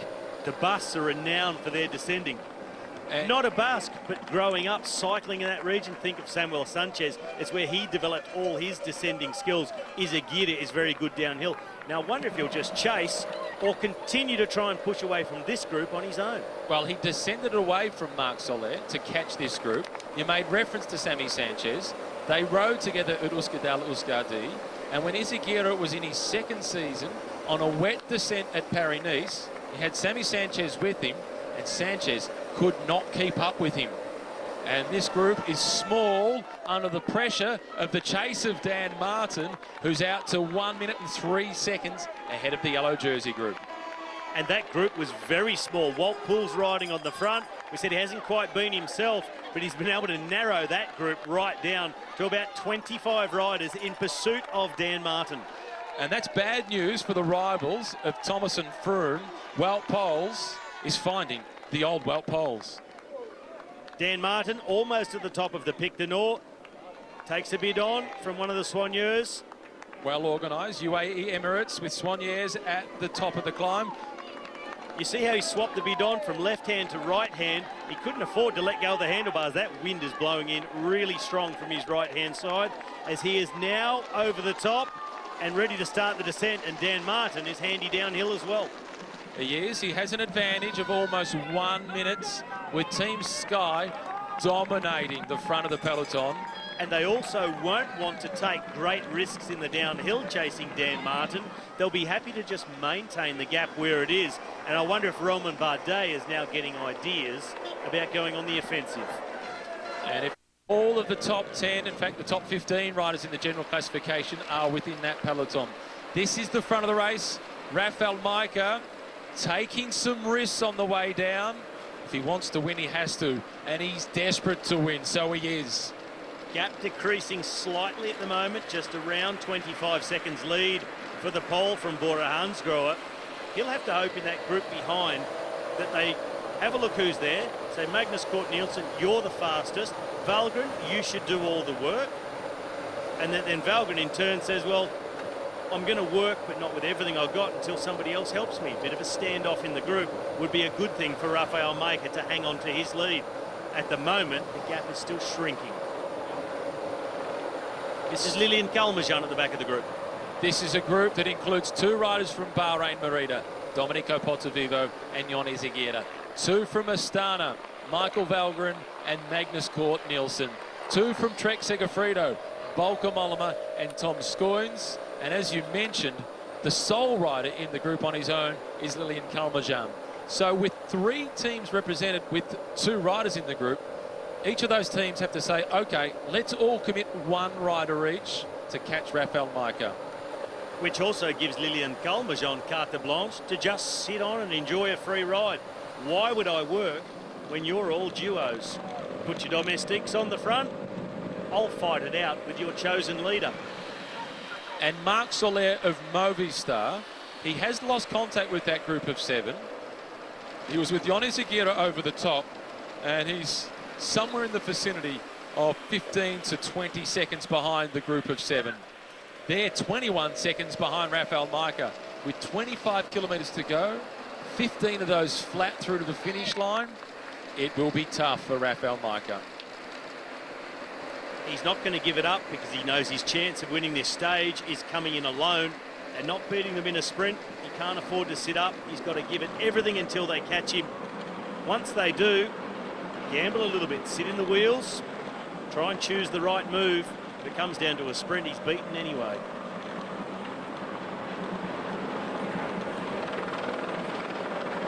With multiple teams, or teams with multiple riders in that group, they look as if they are getting themselves organised.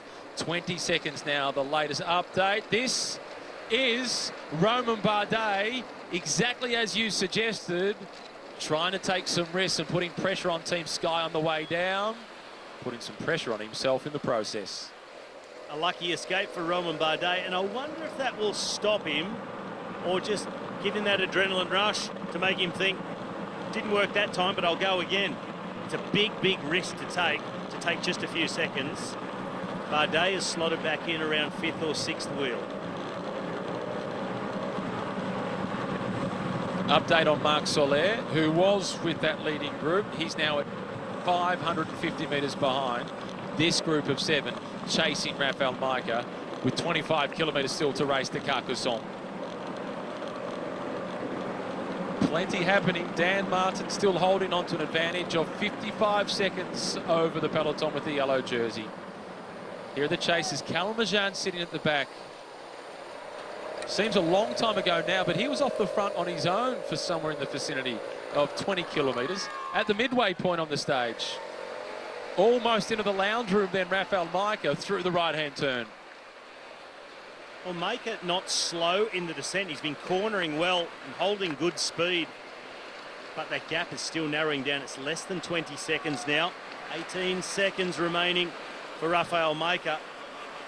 And he's off the main part of the descent. This is just valley road that goes gradually down. So all pedaling descent, that is really a disadvantage for Majka. And the group will soon see him on this valley road. And they're still working smoothly together. Lilian Kalmajan needs to sit a little more tightly on the wheel. He can play the role of just sitting on, as he's the only rider in this group who's won out without a teammate. But to give himself the most respite, get hard up on the wheel of the rider in front of you. Because at the moment, the intensity he's having to ride, he might as well be on the front. Back in the wheel now for the Frenchman from Direct Energy. In front of him, Domenico Pozzovivo. And 3 duos in pursuit of this man, Rafael Majka. They're 13 minutes and 5 seconds ahead of the yellow jersey peloton. Dan Martin, somewhere in between. He is holding about 45 seconds on the peloton, so he's losing a little bit of the advantage he built up over the climb.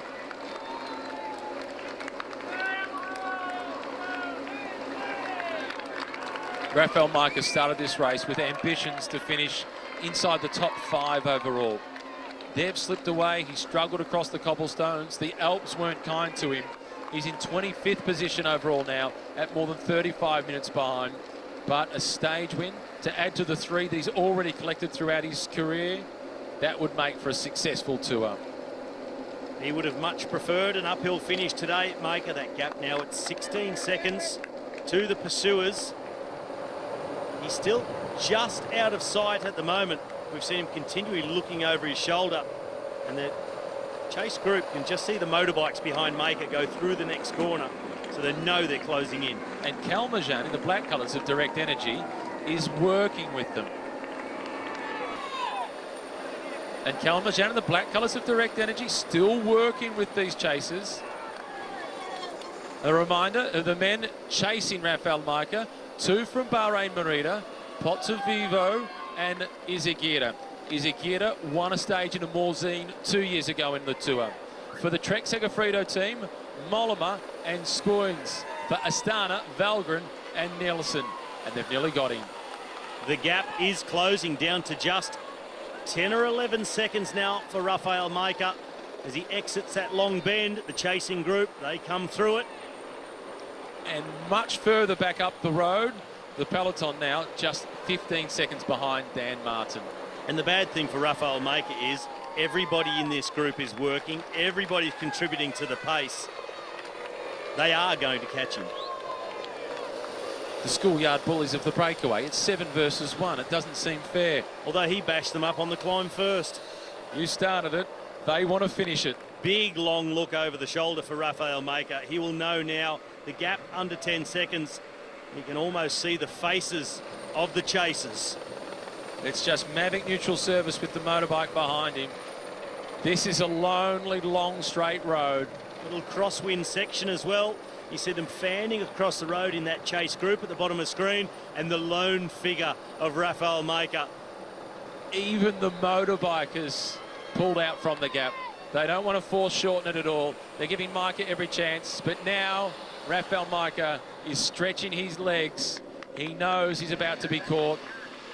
What can he do from here to try and win? Sit on and make a late attack. Follow one of the attacks, sit in the wheel. He doesn't really have a sprint. And I would back almost anyone of this group, probably except for Pozzovivo, to beat him at the finish. Maybe that's his man. Stick to Pozzovivo. Hope that Izagirre sits on.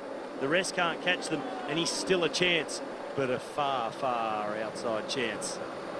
The devil is excited as the race goes on by. The first of the Astana riders, that is Magnus Cort Nielsen. This is Dan Martin now catching Peter Sagan. Hey, Peter, you want to show me how quick you can go downhill? I'll try and follow.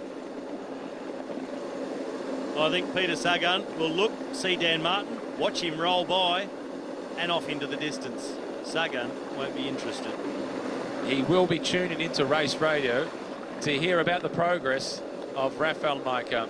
Unfortunately for Dan Martin, according to the race computer, his advantage now over the yellow jersey group, just 10 seconds. Well, a bold attack by Dan Martin, but really needed to have a couple of riders with him to be able to try and hang on. And seeing that Dan Martin is being pulled back by the peloton on that descent just illustrates how hard it was for Rafael Majka to hold on as long as he has. Majka now at the back of the group, doing exactly what you suggested. This is the city of Carcassonne, the old medieval city, as they've decked out in yellow for a return of the Tour de France. 12 years on from its last visit, when it was Jaroslav Popovic who won the stage. And the castle with its curtain walls dates way back to 1150. It was built under the instruction of Bernard Etton. Lots of modifications throughout the years, as you can well imagine. And huge number of fortifications. 3 kilometres, that curtain wall, with 52 towers. Just at the back of the group, Rafael Majka sitting on, but Domenico Pozzovivo dropping back behind him, leaving the gap. A shake of the head from Rafael Majka. Dan, you're kidding me, aren't you? You're going to make me close that gap when you've just ridden me back into this group. Dan Martin about to be caught as Peter Sagan floats through the corners. We noticed as Dan Martin was coming up on Peter Sagan, Sagan not even pedalling. Dan Martin pedalling his heart out, was hardly closing the gap. At this point, surely the wise thing to do for Dan would be to turn it off. Go back into the security of that peloton and save energy for Tuesday. Yep, good try. But we said it was going to be a tall order to go on the climb and then hold off any group down to the finish. And there must be quite a headwind blowing into the descent. stopping his progress. Let me just roll over the top of each other on the way down. Rafael Micah in the blackish colours, rolling through to the front now. The rider that's just been caught, staying very much on his toe. The tactical game is really starting to be played out here. And was almost there, and now he starts waving, and the gap opens up again. The only other lone rider behind is Rafael Micah. This is the moment, or they're off into the distance, and this stage is done, and we'll be down to 3 vying for the victory. And Izagirre has recognised the moment. So too Magnus Cort Nielsen. Bauke Mollema always prepared to work. Kalmajan goes again behind. He's got no choice. He's got to try. Couldn't close it first time he sat up. Gave them some free extra metres. He's trying again now. He won't close it. He swings off. He's trying to get the others to come through, but they will not do it because they're defending the position of teammates out in front. Izagirre in red. Now it's Magnus Cort Nielsen in the aqua colours of Astana. In the white of Trek Segafredo, it's Bauke Mollema. This is the move to win the stage. Well, they've come to a standstill behind. Tom Skerns up on the pedals, looking around. Is anyone going to go? I know I'm not, but I'll follow whoever does. Rafael Micah, he brings a bit of pace back into it, but he's been chased back. He's got nearly nothing left. No use for him to drag everybody across to this group. This will be it. Now the next tactical decision. Izagirre in red, Mollema in white. They know Magnus Cort Nielsen, by reputation, is quicker. So they work as 3 to build up an advantage over the chasers. Then they have to attack to try and get away from Magnus Cort Nielsen. And maybe they have to agree not to chase each other, leave all the chasing to Magnus Cort Nielsen, and it'll be a bit of pot luck about which one eventually gets away, that he decides he cannot chase anymore. What does Magnus Cort Nielsen do to prevent that? Just be on his toes the whole time. If they move, use your explosiveness, that sprint power, to be straight in the wheel of either of them. Minimum effort, straight in the wheel, shut it down, wait for the next one, go with every single move, don't hesitate. 20 seconds is the gap to the chasers. It's all over for them. Confirmation from Race Radar, the most combative prize today, Rafael Micah. From Magnus Cort Nielsen's point of view, he's got to keep this group rolling as long as he can, so they don't start attacking too far out from the finish. Less moves to cover, easy to keep it under control, wrap them up in the sprint. So encourage them. Let's keep rolling smoothly. Let's keep building the gap. Don't do anything yet. Don't start sitting on. Don't attack yet. We've got to build the gap. We're not there yet. And keep saying and keep encouraging. And with the body language that you're prepared to keep rolling with them as well. Nielsen on the front. Mollema now takes over. John Izagirre, he's a very experienced rider. Mollema is intelligent. They're not going to let themselves be led to the slaughter by Cort Nielsen. This is going to be a good last 4 kilometres. In the peloton, they're hitting the crosswinds at the bottom of the climb. And a little bit of panic setting in the group because it's splitting. This is what we anticipated when we saw the wind along this stretch into Carcassonne. Magnus Cort Nielsen of Astana is doing exactly what you suggested, and he's still only 25 years of age. He's got to make sure his turns aren't too big, enough to keep them interested. He knows they've got the gap. They'll still be wary about riders coming across. Now Kalmajan goes again, trying to get across that gap, marked by Valgren. Tom Skerns, he's not going to get surprised either. Domenico Pozzovivo, he got himself back onto the group after being in trouble. Maker, he tacks on as well. Going to be too little too late from Kalmajan. Lilian Kalmajan, he had his chance. He was within 10 metres. It's easier said than done. You can almost reach out and grab them, but you are not there until you are latched on. It seems so obvious, but the numbers are so firmly against you. They've got 2 to your 1, and they're going to ride you out of it. They've got rid of the lone riders. Magnus Cort Nielsen from Astana at the start of the season, winning a stage at the Tour of Oman. Giovanni Visconti was second, a teammate of Izagirre of Bahrain Merida. 4th was Greg Van Avermaet. That tells you the class that Magnus Cort Nielsen has got and the finishing speed. He's the favourites, but the others, they can still beat him. They will. Izagirre, does he back off and take a run up at them? He's stretching the legs, Yes. and yes, he goes. It was anticipated by Magnus Cort Nielsen. He knew it was coming, and he's on to him. He pounces to the wheel of Izagirre. Now the next move has to come from Bauke Mollema. Has to, and Cort Nielsen has got to keep an eye on it. Bauke Mollema, well, he's lost the momentum now. He just rolls his way into the wheel. Not the moment to go with that sharp corner. Now they're under the kilometre. The corners from now are very open, full speed through any corner. Don't have to worry about braking anymore. Cort Nielsen goes to the front. He wants to control it from here. Izagirre has to try again. He needs to lay off, take a run up with momentum. Mollema is tight on the wheel of Magnus Cort Nielsen. The Dane at the front, currently in control. Izagirre still trying to recover from that previous attack. Mollema. He feigns an attack. Cort Nielsen, you can see it just wasn't happening. Leads through the second last corner. Coming up towards 500 metres to go. Izagirre, he's got to try something again, or they're riding for second place. The later the sprint starts, the better it is for Magnus Cort Nielsen. The rider at the front, he is the most explosive. He keeps checking across the shoulder. For Izagirre, there's no point looking behind. The race is out in front. Mollema in white, more noted as a climber. He won a stage solo last year. Astana looking for back-to-back stage victories. 300 metres remaining. Magnus Cort Nielsen responds to the move of Izagirre. He's had a little bit of a slip of the gear, settles back down. Now the Great Dane opens up. Izagirre continues to challenge, but it's Magnus Cort Nielsen. He'll have time to celebrate. The Great Dane wins in Carcassonne. Izagirre in second, Mollema in third, Valgren in fourth. He's celebrating with a big smile on his face. Well, Valgren has left the rest behind. And Magnus Cort Nielsen, he did everything right. Valgren on the radio, I'm sure he's have a little victory salute of his own when he comes across the line. And now he's not sure. The rest sprint in behind. Skirns, he will take fifth. Pozzovivo sixth. Calmejean in seventh. And Rafael Majka, he tried to go solo, in for eighth. Magnus? Good job, mate. Good job.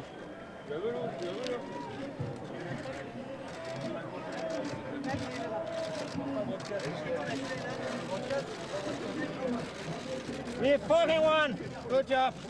Thank you, Michael. And a clear win it was too for Magnus Cort Nielsen. We said if anyone from that whole breakaway came in with him, they're in danger of being beaten by this man. He's won bunch sprints.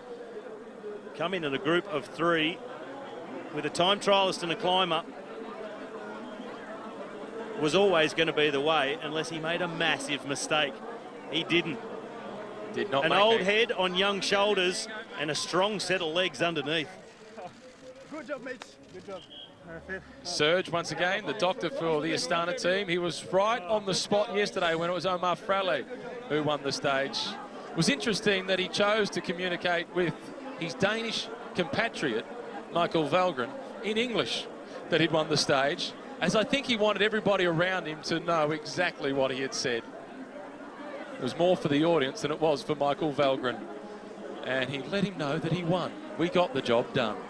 Ahead of Jon Izagirre in second position, Bauke Mollema in third. That is the fourth time Bahrain Merida have been second on a stage this year. The fourth time. This is Damien Housen, who's had a crash near the finish along with Arthur Vichot. Danny Martinez is involved. We have no idea what happened. Jesus Herrera is there. This is Nicky's aunt coming through to the finish. We may get a replay of that later from the fixed camera. This is Julien Bernard. Nicky Terpstra, Greg Van Avermaet. There's Daniela Bonatti. Fabien Grelier. Polyansky. Daryl Impey at the back of that group, and this is Roman Siccar from Direct Energy. And Florian Vachon was also in that group across the line. as the rest of them scrape themselves up off the road. Terrible way to finish a long escape. Damien Howson looking very displeased with what happened, but a pat on the back for Serge Pauls. Are you okay? Yep, we'll be right. Frustrating way to end it all. But a good sign from Damien Howson. He was in the break today. This is back in the peloton. And it's AG2R Le Mondial who have tried something. So too Movistar. Here is the form, the sprint for minor placings. Damien Howson looked like he clipped the wheel and then ricocheted across those who were behind him. And Serge Pauls at the back, he fell really heavily onto his shoulder. Very lucky to be able to even get back on the bike. A crash caused by fatigue. Yep. Been a successful 24 hours for Astana. Castroviejo rolling in. Froome all smiles alongside the yellow jersey of Thomas. The gap between those two in the overall standings, 1 minute and 39 seconds. Thomas, the race leader. Number 32 behind them, Tom Dumoulin, their big rival. And number 36, Søren Kragh Andersen. I'm so excited about the future of this guy. The Danes keep telling us he's a man for the classics. Look how small this group is over a Category 1 climb, and he is still here. Well, Magnus Cort Nielsen is a man for the classics / sprints. And he got through this in a 3-man group and won the stage. But the Tour de France is a funny thing. You can feel rotten in the first week, fantastic at the end of the second one. Start well, end badly, and the opposite. But when you get a good day, you've got to take full advantage of having a good day in the Tour de France. And Magnus Cort Nielsen has had a great day. Sky leading the peloton across the line at 13 minutes and 10 seconds. All is well for the race leader, Geraint Thomas. 6 stages remaining. 3 of them in the mountains, 1 of them against the clock with the individual time trial.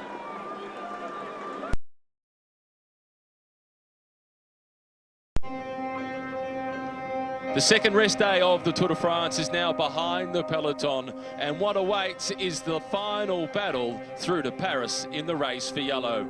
They've seen the Alps, they've seen the Massif Central. It's now time to enter the Pyrenees.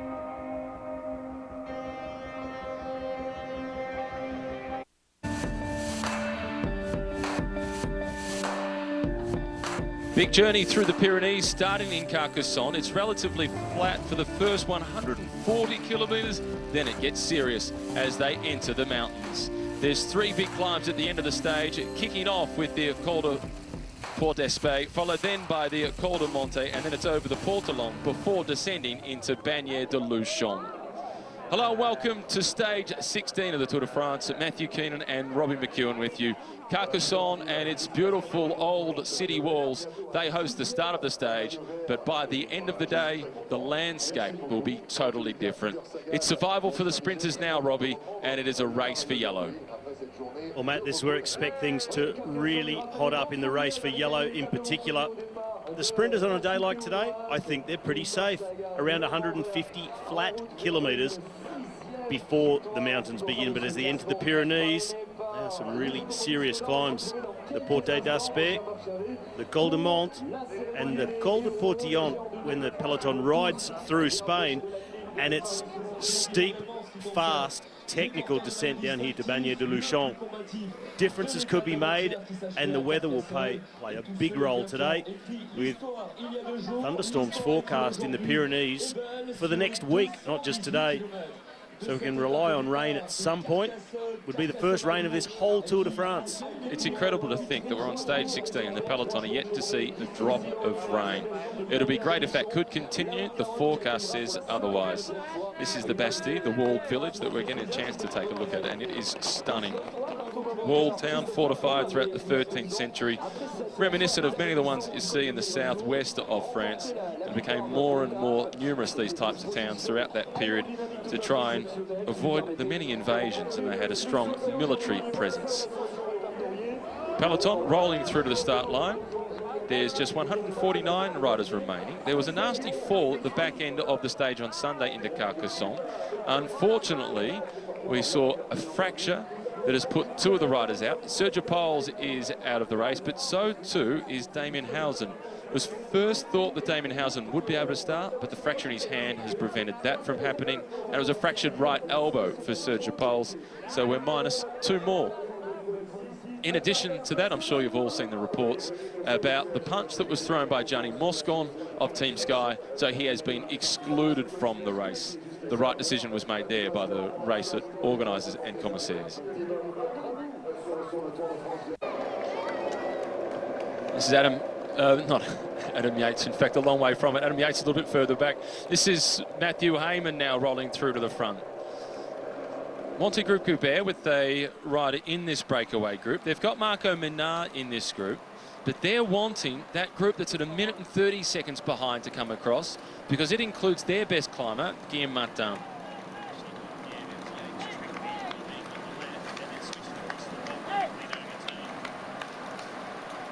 2:01, Christophe Laporte in the breakaway in the mountains for the second time. He's the sprinter for that team, but today he plays the role of a domestic, supporting the climbers of that squad, Danny Navarro and Nicolas Ede. So in fact, Matt, Mikel Nieve is not there for Mitchelton Scott. I thought it was him, but it was Adam Yates who tricked me. He was on the left-hand side, quickly flicked across in between riders to do another turn. And there was him that was starting to appear at the front in about 4th wheel. I could just see his sleeve. This is Jasper Stuyven in the white, red and black. And I see some of the better climbers of this group sitting right down the back, just taking a free ride, letting their teammates do the work. Philippe Gilbert here at the front, while Julien Alaphilippe, his teammate at Quickstep Floors, was right down the back of the group, just cruising in the wheels. 4 minutes. There will be a few passengers within this breakaway group, but there are teams with multiple riders in there, so they'll have one rider resting, others doing the work. Astana in the breakaway yet again. They've had back-to-back stage victories. Magnus Cort Nielsen and Michael Valgren, the 2 riders, in the break, just as they were on Sunday. On Saturday, they won the stage with the Spaniard, Omar Fraile. Astana aiming for 3 stage wins in a row. They're in a pretty good position with 2 riders in the breakaway, Magnus Cort Nielsen and Michael Valgren. But given the quality of the climbers in this group and the terrain that is still to come, with 2 Category 1 climbs through the Pyrenees before descending down into Bagnères de Luchon, the odds are stacked against them from getting the hat trick. Oh, Maxime Bouet was right on quite a few counts. Long time for the breakaway to get established. Really big group, not quite half of the race, and he would try and get into it. We'll call that 3 for 3. He's not far off when he said, well, half the peloton can be in the break. He meant half the peloton have the potential to get in the break. But he's not far off it being actually half the peloton in the break, with very shortly 47 riders going to be off the front of the race. Riders out the back door. There's a group of riders, including Arnaud Demar, at 10 minutes behind the front of the race, putting them at 5 minutes behind the peloton.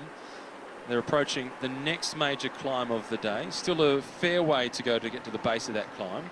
Around about 55 kilometres before they hit the bottom of the climb. And it's just 6 Ks before they hit, in fact, 8 kilometres before they go through the intermediate sprint point. Luke Rowe leading the PR battle for Team Sky, just throwing the musette bag off to the side of the road. What did you make of the comments yesterday by Dave Brailsford, the team principal at Sky, in regards to the crowds here at the Tour de France? Fantastic at the Giro, fantastic at the Vuelta. Perhaps it's a French thing here at the Tour. Yeah, they might have to get him some PR lessons, because if you want to turn a crowd even more against you, just say what Dave Brailsford did. Diplomacy, not his trump card. Not the smartest thing I've ever heard from Dave Brailsford. What was pretty smart, though, is what was said by Tom Dumoulin. He made the statement, provided I don't get sick, I know I won't lose in the 3rd week through a result of just fading away. He believes that he's got the staying power to really challenge all the way through to the finish line. L'Abbé Saint-Laurent de Combelongue This one dates back to 1138. It was founded by Arnaud de Austria. And then one of his sons, Antoine, then became the first abbot here. In 1446, that marked the beginning of the decline, finally, before it was devastated by the Protestants in 1568, and the abbey was later looted again in 1789, and it was then abbots from Spain that came back and rehabilitated it, and it's since been listed as a historical monument in 2007. As per Sunday, Movistar, they've got 3 riders in the breakaway. This is Bernati rolling forward in the blue with the yellow helmet on. Amador is also here, plus Marc Soler. On Sunday to Carcassonne, they rode to protect Marc Soler.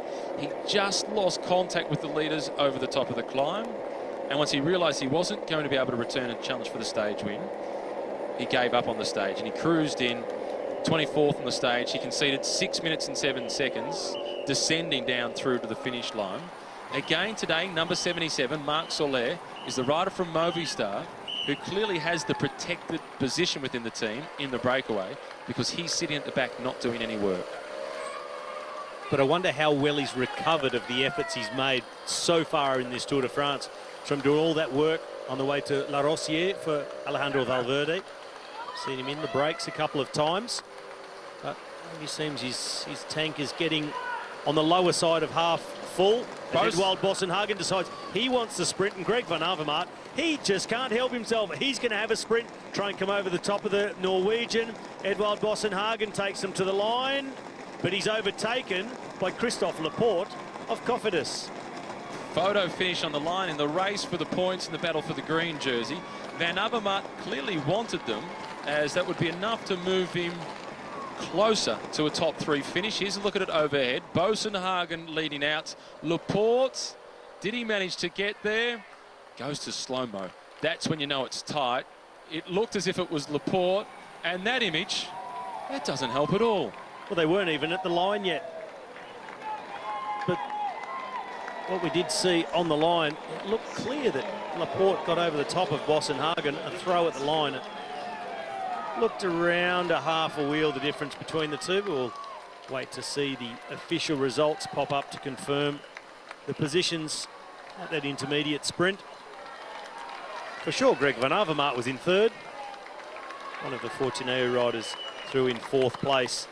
But Christophe Laporte, he's probably figuring to himself, I'm a sprinter, I'm not winning this stage. I'm going to get dropped once we get to the mountains. Just a bonus to be here with some time up my sleeve. No worries about the time delay. I better get something. I'm going to focus on the intermediate sprint and make sure I win it. It was a good sprint of pride. At the beginning of the 70s, the discreet Saint-Gaudens hospital would soon enter the legend of the Tour de France. July 1971, Luis Ocaña was admitted to hospital. The Spanish champion favorite of the Tour de France was recovering from a crash a few hours earlier on the descent of the Col de Monte. It would be one of the dramatic scenes of the Tour in the Pyrenees. On that 12th of July, and a stage darkened by a storm, Ocaña with his yellow jersey would respond to the attacks of Eddy Merckx on the climb, but his destiny would change on the descent. Crashing before being hit by several other riders, the Spaniard would see his hopes of glory fade away.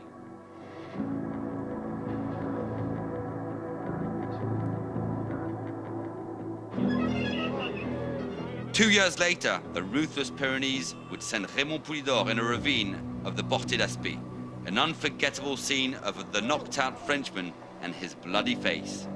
The irony of the story was that Raymond Poulidor would also be taken to a hospital in Saint-Gaudens in the same room where Ocaña was lying 2 years prior. While Poulidor was having his wounds treated, Luis Ocaña, in yellow, was heading to glory in Paris. This is his 9th participation in the Tour. He's won one stage, he's worn the yellow jersey. The other Grand Tours, the Tours of Italy and Spain, they've been a little friendlier to him. In fact, the Volta a España has been a really important race for him. He's won 5 stages there throughout his career, 3 at the Giro d'Italia, incidentally, but 5 at the Volta a España. which he's always used as that preparation for the World Championships, which he won in 2012. Over the top of the Port d'Aspet, and it is Philippe Gilbert leading the breakaway. And he is out to an advantage over the chasing group by 1 minute and 2 seconds. Well, as he enters the Departement of the Haute-Garonne, good news for Gilbert. Dry roads at the moment as he starts this descent, the infamous descent of the Porte d'Aspet. The group being led by Fortunato Samsic for Warren Barguil. Amador brings himself towards the front of the group in the blue with the yellow helmet. At the back of the group, well, the struggle is real. Jasper Stuyven, number 198, being distanced. Niels Pollitt, the big man in the red, in between them. Simon Clark, the Australian from Education First, Drapac. All going out the back at the moment. Here's the sprint for the mountain points. This is Warren Barguil. This is a sprint for 3 points, but it is Julien Alaphilippe who will take those 3 points on the line. 2 points then for Warren Barguil. Therefore, the lead in the race for the King of the Mountains jersey is now 23 points for Julien Alaphilippe.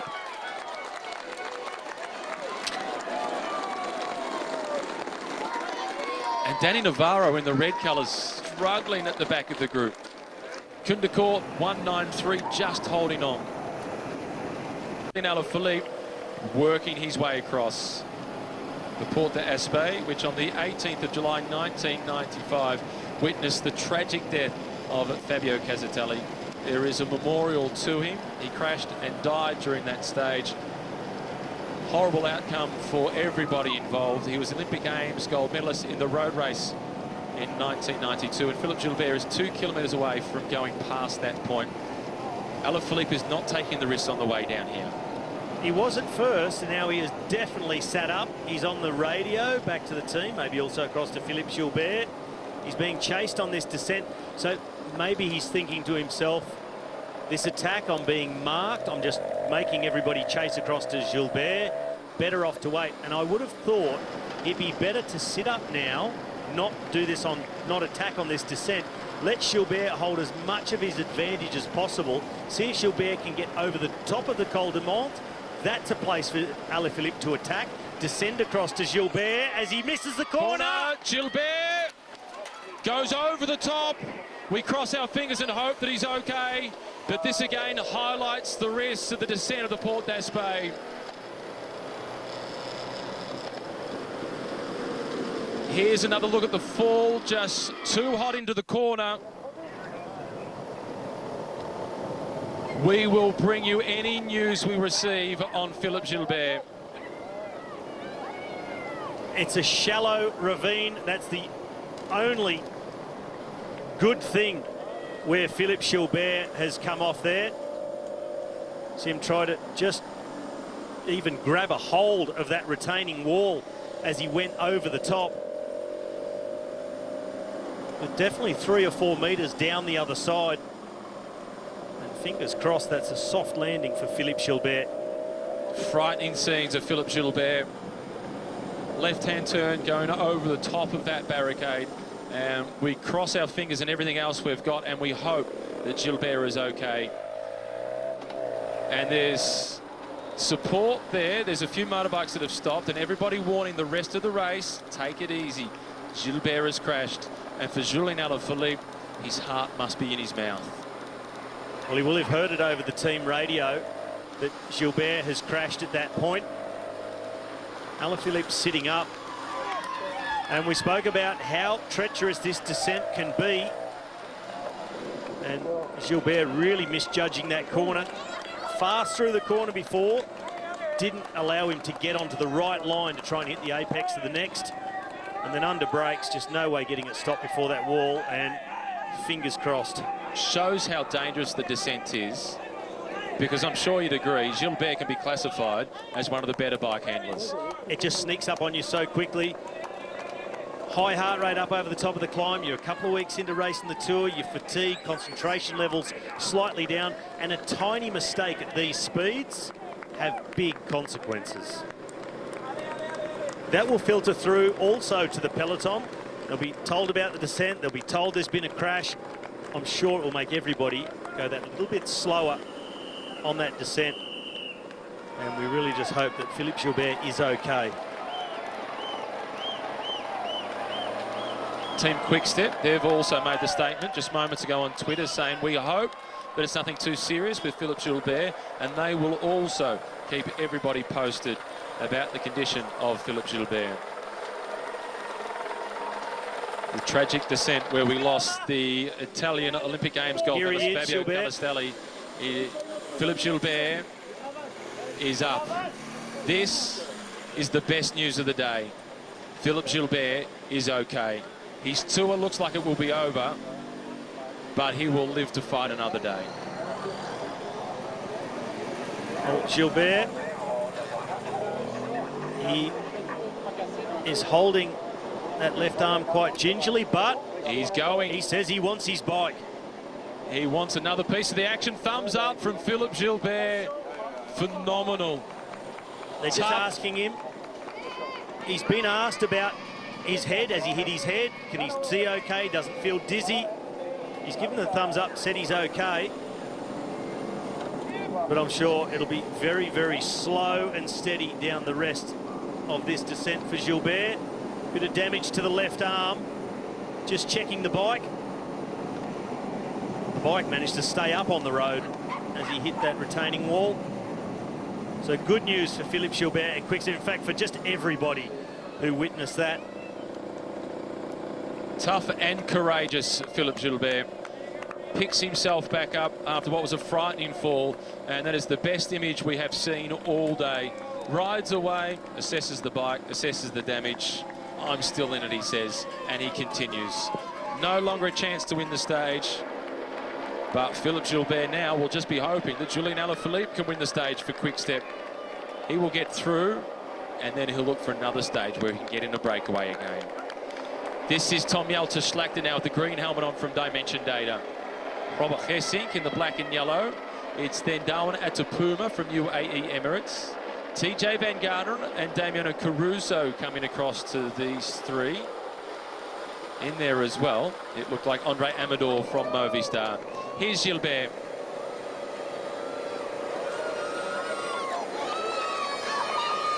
A quick "Are you okay?" from Christophe Laporte. Matthew Heyman also concerned. Here's another look at the fall.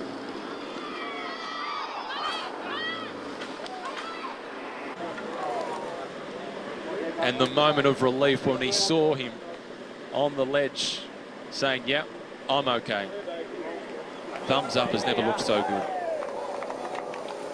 The sport director there, Brian Holm, and a smile from Gilbert. Maybe as much as anything, just embarrassed by making that mistake and going over the edge. But now it starts to set in the soreness, the injuries sustained, huge rush of adrenaline, the natural painkillers produced by the body in that situation. He'll certainly feel the effects of this crash. What is extraordinary is to see that fall of Philippe Gilbert. We don't know the extent of the injuries as yet, but the speed of the crash, the drama of it, and then you see the crash going uphill on Alpe d'Huez with Vincenzo Nibali, a seemingly low speed crash, and he fractures a vertebrae, the T10. Speed is not always the determining factor in terms of the damage. Obviously a lot more risk at high speed, but any crash can be dangerous. Any crash, but the low speed crash, you fall with your whole body weight onto one specific body part, and it breaks. At speed, mostly you'll slide. In Philippe Gilbert's case then, he just got extremely lucky. Indeed he did, and we're thankful for it. Front of the race here, and now on to the lower slopes now of the Col de Mont, and the breakaway group is blowing apart. Philippe Gilbert back at the medical van, just getting those wounds attended to. So plenty of cuts, bruising, making sure they look after all of those because there's a huge risk of infection as well. This is back in the bunch, and they're still on the climb of the Porte d'Aspet. Now, they will have been told about the crash of Gilbert, how treacherous, been reminded, they will have spoken about it in the team meeting. They will know exactly what it's like. They will have scouted it as well in the run-up to the Tour de France. They look like they're just coming over the top of the climb. There it is, the KOM, the Porte d'Aspet. Lucro making sure he stays in front. Just onto the radio. And Luke Rowe and the rider in second position, Mikhail Kwiatkowski, will do everything to ride down here calmly and influence the rest of the peloton to ride calmly. As slow as possible. And I'm sure everybody in the bunch has heard about the fall of Gilbert over the race radio from their team directors, being reminded how dangerous this descent can be if you make a tiny little mistake. And it was just that for Gilbert, just a little bit offline to enter that corner. It's always about your entry point and the apex, and then you're okay. Well, he never had the entry point, missed the apex by a mile, carrying that speed, locked up, and he was gone. Fortunately, he is back. This is the front of the race. Damiano Caruso from BMC. He's the man forcing the pace. Robert Keesing behind him. Domenico Pozzovivo in the red, checks over the shoulder, sees what the damage is. Andre Amador in blue, followed by Tija Van Garderen. So both riders from BMC towards the front of the group. As it starts to come back together behind them, Pierre Latour in the all-white. He's the man that bridges the gap. Adam Yates is about midway in this group.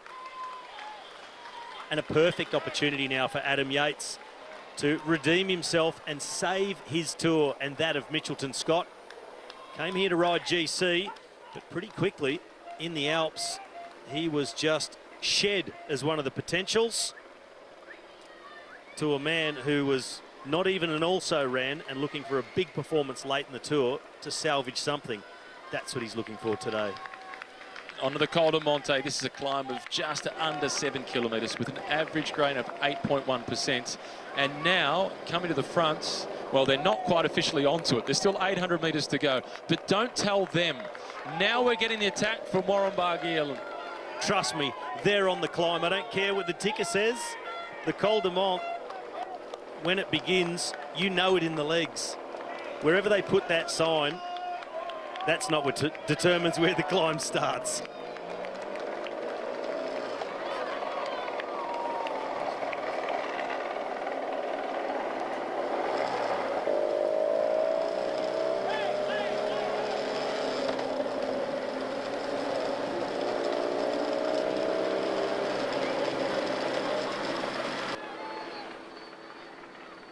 The Pyrenean climbs are much different to the ones in the Alps in that the Alps, it's often to a ski station, so they're bigger, wider roads, a better road surface as well, and the gradient is more consistent. A lot of changes, sharp corners, narrow roads on the climbs in the Pyrenees, and that suits a pure climber more so than a man who's a natural time trialist. And it will be really interesting to see how Geraint Thomas copes with these climbs today, tomorrow, and on Friday. You do get much bigger changes in rhythm and power required. So those riders like Geraint Thomas, a bit more time trialist style, and climb on rhythm, have that rhythm broken often in the Pyrenees. Changes in gradients, changes in road surface quite often as well, and everything just that affects your rhythm. That makes it tougher for Geraint Thomas, but he's in fantastic form. He's at the front of the race. There go Geesink and Caruso into the distance. Molberger from Bora Hansgrohe in between. Pozzovivo, Pierre Latour, and Julien Alaphilippe is back on the scene. And for Alaphilippe today, he will be extending his lead in the race for that polka dot jersey because his main rival is drifting backwards, Warren Barguil, but he is leading the chase. There are the leaders on the stage. Geesink with Caruso consistently in second position. 1,800 metres to the top of the climb, and Molberger is almost there. And pushing the pace in this group is Guillaume Martin, the man from Wanty Group Gobert. He is chasing after Pierre Latour. He's the man in the white of the best young rider, Guillaume Martin. He would love to take that off him. He's got to get back across to him and then outride him in the final part of this stage. Latour, he is bobbing and weaving his way up the climb. Pozzovivo, number 58 in the wheel. Julien Alaphilippe looking backwards as much as he's looking forwards, gauging where Barguil is. Just ride the wheels to the top, pick up more points for polka dots. And Pozzovivo, he knows Pierre Latour well. They were previously teammates for a few seasons before Pozzovivo moved across to Bahrain Merida, so he'll know exactly what to expect from the young Frenchman. And Robert Geesink knows exactly what to expect from these climbs. He's ridden them many times. 4th overall in the Tour de France way back in 2010. Back of the peloton now is Daryl Impey, number 67, South African road champion. Danny Martinez, number 14. The group getting smaller because it's now Jonathan Castrovejo who's setting the pace. Luke Rowe, he's dropped further back. This is Chris Froome, bathed in sweat, head down, head up, head down again.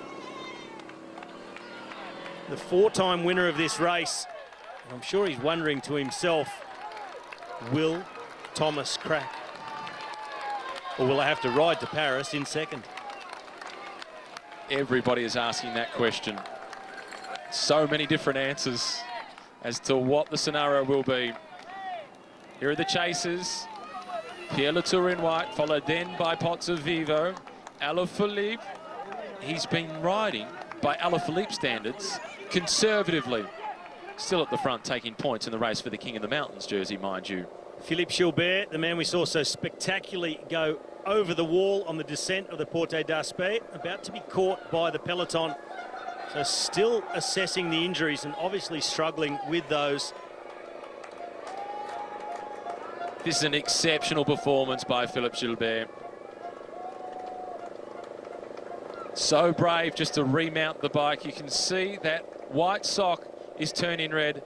Castrovejo asking the question, you okay? They all want to ask the question. A nod of their head from Gilbert. Well, all the riders concerned about each other, and they all know each other so well. More experienced riders going back 10, 12, 15 years in the peloton, and everybody knows what it's like to be in that situation. Everybody glad to see their colleague okay, relatively, and back in the bunch. As Alaphilippe now goes to the front, inside a kilometre to the top of the climb. And Alaphilippe's been asked the question, how about you do a little bit of the pace setting? We know you want the points. He does want the points. This is a Category 1 climb. And there are the leaders on the road, Gesink and Caruso. If Alaphilippe can collect them and then be first over the top, that's 10 more points in the race for the polka dot jersey. Well, that group just splitting a little bit now. Alaphilippe with Pozzovivo, Pierre Latour unable to follow the wheel. But Alaphilippe, he will push on to make sure he gets across to the first two, pick up the points that are available. I think then settle back, let the group reform, everybody work together to hold off what's left behind them through that 20-kilometre long valley to the foot of the Portillon, and then the attacking may begin. Robert Gesink still on the front, the Dutchman in the black and yellow from Lotto and Jumbo. Damiano Caruso, Alaphilippe, he has a look over the shoulder. He knows he's got a gap to the rest, just has to hang in, then nip forward and grab the points. King of the Mountains leader has made it across to the front. Now he conserves just for a little while. Still 500 metres to go to the top of the Col de Monte. A quick assessment over the shoulder. Robert Gesink's not been distracted by the battle for the King of the Mountains jersey. He wants to stay off the front because he desperately wants to win the stage. Bauke Mollema, along with Pozzovivo, they've bridged again to Alaphilippe. 400 metres to the top. Well, Gesink realises everybody's coming across, so he just reduces the amount of effort that he's making. He knows Alaphilippe is just here for the points. He'll let that happen. Bauke Mollema just follows the wheel. Alaphilippe should be unchallenged over the top here. Everybody knows the drill. The man in polka dots to pick up maximum points. The rest picking up bidons and supplies for the rest of the stage. The points now being collected by Julian Alaphilippe. He extends his lead in the King of the Mountains classification. No points being won on that occasion by Warren Barguil. He now has a 33-point buffer and is not waiting over the top. Across the top of the climb, and now he gets going on the way down. Yates comfortably at the back of the group. Caruso has been here since the beginning. Alaphilippe, Gesink, Mollema, Latour. It's a strong group of 7. And it's a very quick descent off the Col de Monte. 10% gradient all the way down. And I wonder, after seeing Gilbert just get it wrong on the last descent and come off, if they'll take it just a little bit easier with a few less risks. We saw Alaphilippe straight into an aero tuck off the top. He does want to hold off the rest of the group from coming back that they've already gotten rid of on the climb of the Monte. But Alaphilippe, he doesn't need to take big risks to distance them further. He's fast downhill anyway. Adam Yates sits at the back of the group. Alaphilippe so relaxed on the way down here. He's got time to pull food out of the back of his jersey and have a bite to eat. Meanwhile, the others, Mollema is sprinting out of the corner just to try and stick with the Frenchman. 11 minutes and 29 seconds, 28 seconds now their advantage over the yellow jersey group of Geraint Thomas. Through every corner, Alaphilippe opens up a gap of another few lengths. And that's riding conservatively, not really pushing it. So he'll know if it's doing that to this group, he'll probably be distancing the ones behind even more. Warren Barguil at 37 seconds. He'll really want to close the gap on this descent to get a free ride through the valley and see if he can get a second wind on the climb of the Portillon. The final climb of the day, the big Category 1, 8.3 kilometres long at 7% average. The peloton getting a lot smaller. Jonathan Castroviejo, he's the man setting the pace for Team Sky. They still have roughly 4 kilometres to go before they reach the top of this climb of the Col de Monte. Well, still hanging in there, the likes of Thomas de Gent, Daryl Impey as well. Early attackers got off the front end brakes that were brought back just when they thought, this is it, we've made it. They were pulled back in and a new group had formed. So far, it's been a day of process for the yellow jersey of Geraint Thomas. Nothing has gone wrong for him. In fact, things have gone really well for Sky. The early attacking worked in their favour. They didn't have to do any pacemaking for the first 100 kilometres. And now everybody is just following their rhythm. And I think Julien Alaphilippe looks so relaxed. He's not putting any pressure on at all. Meanwhile, the others, they have to sprint out of every corner to get back on terms with him. getting aero again, Alaphilippe just checking the distance back to the rest of the group, but he'll know there's a 20-kilometre long valley. It's not much use going solo at this point, although if he considers that the others are climbing stronger than I am, I think the likes of an Adam Yates is going to ride away from me. Maybe he will try and leave them on this descent, open a gap, start the final climb on his own, and if someone comes across, trying to hang in there with him. That's a likely scenario for Adam Yates. Teams, it's only 10 kilometres from the top of the Col de Portillon down to the finish line in Bagnères de Luchon, but a minute for Alaphilippe is doable. And for Julien Alaphilippe, really getting a good gauge on the corners by watching the vehicles in front of him. Got enough distance, sits up again, has a drink, has a bit of a look. Do I go on with it? Don't know. What's the gap? So he's assessing how much damage he's doing. Swings out of a corner. That's the only real time he's got a chance to have a good look. Gets himself aero, sees the car start to brake. That's his moment. Back out of the aero tuck, touch the brakes. No, there's a big corner coming up. And he's doing it without wasting any energy. The others, they're having to sprint out of every corner. So they're spending a lot more energy on the way down. This is Mühlberger, who clearly has some skills. Well, he goes on training camp with Peter Sagan. Follow that downhill. You can follow anyone downhill. And he's Austrian, so he's had plenty of practice. No shortage of mountains to climb or descend in Austria. First timer at the tour, has himself up the front, and Alaphilippe will be pleased with the company. Mühlberger, a quick check behind, see that he's got Alaphilippe in the wheel.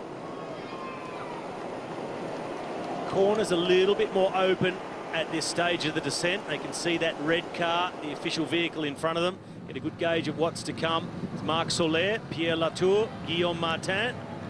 They are off that chase group. They're just going through the bend in front of them. So it's around 10 or 12 seconds between Alaphilippe, Mühlberger and the first chasing group. Another 5 or so seconds back to Marc Soler. This is back in the peloton with Castroviejo, Kwiatkowski, Geraint Thomas, Wout Poels, Chris Froome, and behind him, Egan Bernal. And Egan Bernal making it very clear the white jersey is of no interest. Perhaps in the future he will target that jersey, but he's still only 21. He still has 3 or 4 years, 4 years in the race for the white jersey, which is for riders who are under the age of 25 as of the 1st of January of that particular year.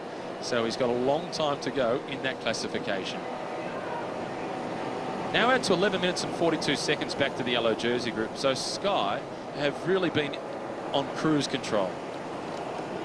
But they have definitely picked up the pace in the peloton. You see how many riders have dropped, how small that group is now. The fact it's only gone out to 11:42 with the attack of Robert Geesink and then this descending display by Mühlberger and Alaphilippe means that the pace is solid back here. Just the fact that Luke Rowe is no longer here shows the pace has definitely picked up. A lot of the favourites getting themselves towards the front. Tom Dumoulin on the left behind Lawrence ten Dam in the black and white. Behind them, Nairo Quintana. 3 riders still in there from Movistar: Quintana, Landa and Valverde. 4 in this group from Astana, but their main man is Jakob Fuglsang. Well, it seems Fuglsang over the last mountain stages, that's been more about limiting damage rather than trying to gain time on anyone. Not having his best tour, the Dane. There he is on the left, out of the saddle. Just behind him is Hansen, one of the 4 Danish riders in this group. And also there, just collecting a water bottle from Lotto NL Jumbo, is Antoine Tolhoek, another one of the youngsters. And the Dutch, rightly so, are really excited about him. And the man on the right, well, he gave so much excitement on the way to Alpe d'Huez, Steven Kruiswijk. He's at the back of the bunch. Belgian champion Yves Lampaert still in this front group, so he's having a good day out in the hills. Alaphilippe, he says, I'm going to wait for the group behind. We've got 20 kilometres in this valley. Could use some time to sit in the wheels. And I need a bottle, so thanks to the neutral motorbike. Souvenir off to the side of the road. That's the right place to be. Trying to stay cool. Easier said than done. But he'd much rather this, or at least most of the peloton would much rather this than what was forecast with the rain. And it was expected to stay. It has really cleared up at the finish line in Bagnères de Luchon. In fact, bright sunny skies. Hardly a cloud to be seen. Matthew Heyman from the big breakaway of the day, along with Christophe Laporte, about to be caught by the yellow jersey group. A good day for both of these riders. Non-climbers surviving the first big stage through the Pyrenees. The regrouping out the front. Rudy Mollard has made it back across from Groupama FDJ. Guillaume Martin rolls through to the front. This is Caruso from BMC at the back of the group. Alaphilippe and Mühlberger. Yates is in there, and Yates has barely worked today. He's just waiting. Another man still in there, Michael Valgren, has survived in that group over the Col de Monte. So 10 riders in that leading group. A leading group of 12 riders. Adam Yates rolling through to the front from this group, with 4 chasing at just 19 seconds behind. From this leading contingent, the best placed overall is Pierre Latour from AG2R Le Mondial, who wears the white jersey, incidentally, as the best young rider. He's 17 minutes and 28 seconds behind the yellow jersey of Geraint Thomas. Good news for Pierre Latour is he's moving himself on the road, at least, up to the top 10 in the overall standings. But it's the white jersey that he really wants. His nearest rival is Guillaume Martin. And Guillaume Martin started the day at 2 minutes and 27 seconds behind, and he's also in this leading group. This is now Rudy Mollard, and they return the 4 chasers. They've made contact. This is Warren Barguil, Mühlberger from Bora Hansgrohe. We now have a group of 16 out in front. Well, as we do, there's a counter-attack at the front. Rudy Mollard, he has chosen the moment to go. Everything came back together behind him. Just kept the pace up, other side of the road, and went away. He's now got one of the Movistar riders coming across, and that is Marc Soler. It's a man who's only briefly been back in that group, straight back out of it, but from the other end, going across to Mollard. But isn't that smart by Marc Soler? He was vulnerable on the previous climb, so he's looking for a head start going to the next climb. Absolutely, and 20 kilometres of valley. If they all start looking at each other here, you could easily build up a gap of a minute, survive your way over the next climb and onto the descent. Plenty of riders in this group looking to come back to the team cars and collect bidons.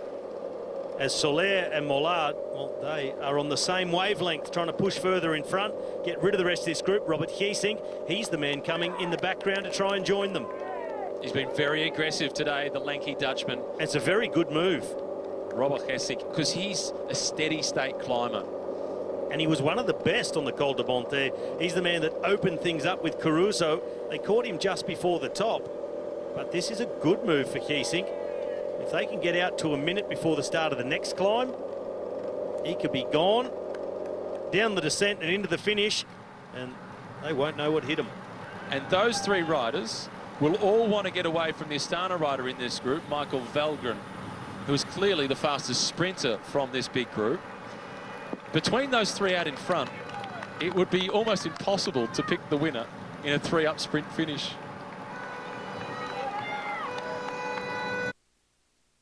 He's obviously had to work very hard at it as the race now enters Spain. 15 kilometres or so on Spanish ground. And they'll take on the Col de Portillon, back over the border and dive down to the finish here in Bagnères de Luchon.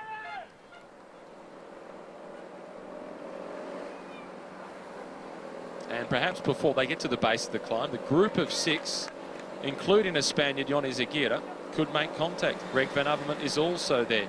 On the way up the climb of the Col de Monte, it was 17.6 kilometres per hour, the average speed for Julian Alaphilippe. 56.2 the average on the way down. Top speed of 86.8. And he wasn't even really trying by Alaphilippe standards. Well, the thing that makes that 86 kilometres an hour impressive is the straights are not long. There's only a few seconds between grabs of the brakes.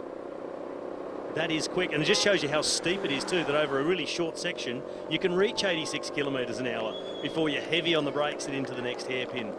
Another man picked up. Sylvain Dillier now caught by the peloton. He was in the day-long breakaway. He's still got two teammates up here, and this is one of them.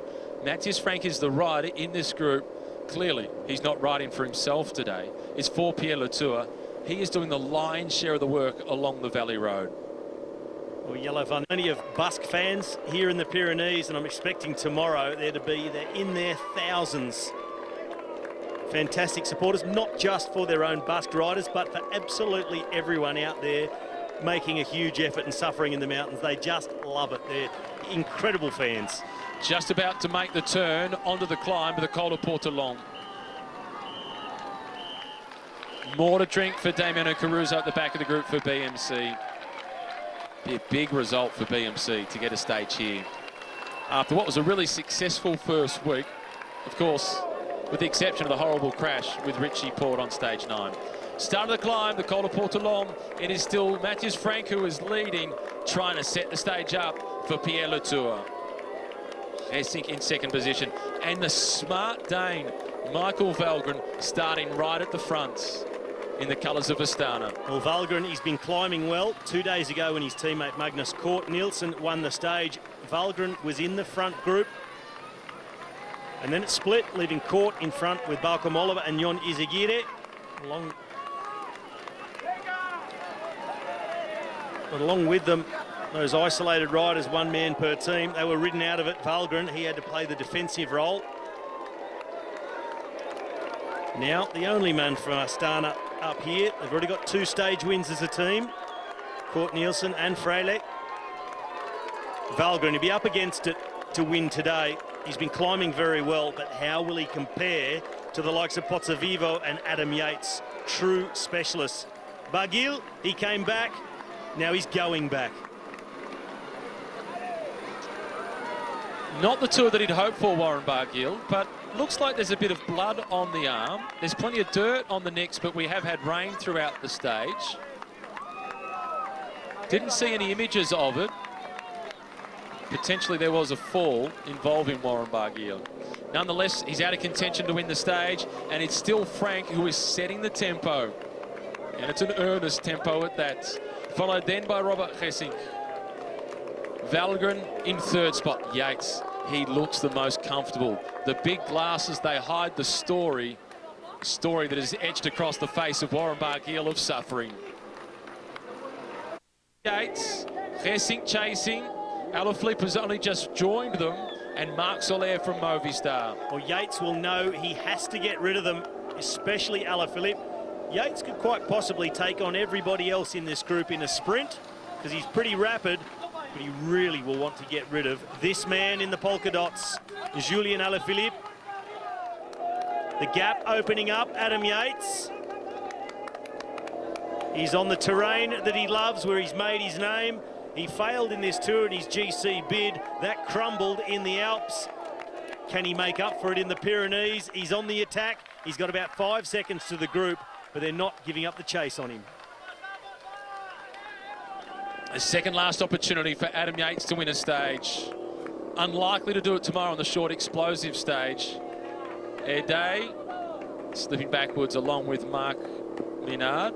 The other stage for Adam Yates will be on Friday, stage 18. But this is his best opportunity so far. A stage win in the search of redemption.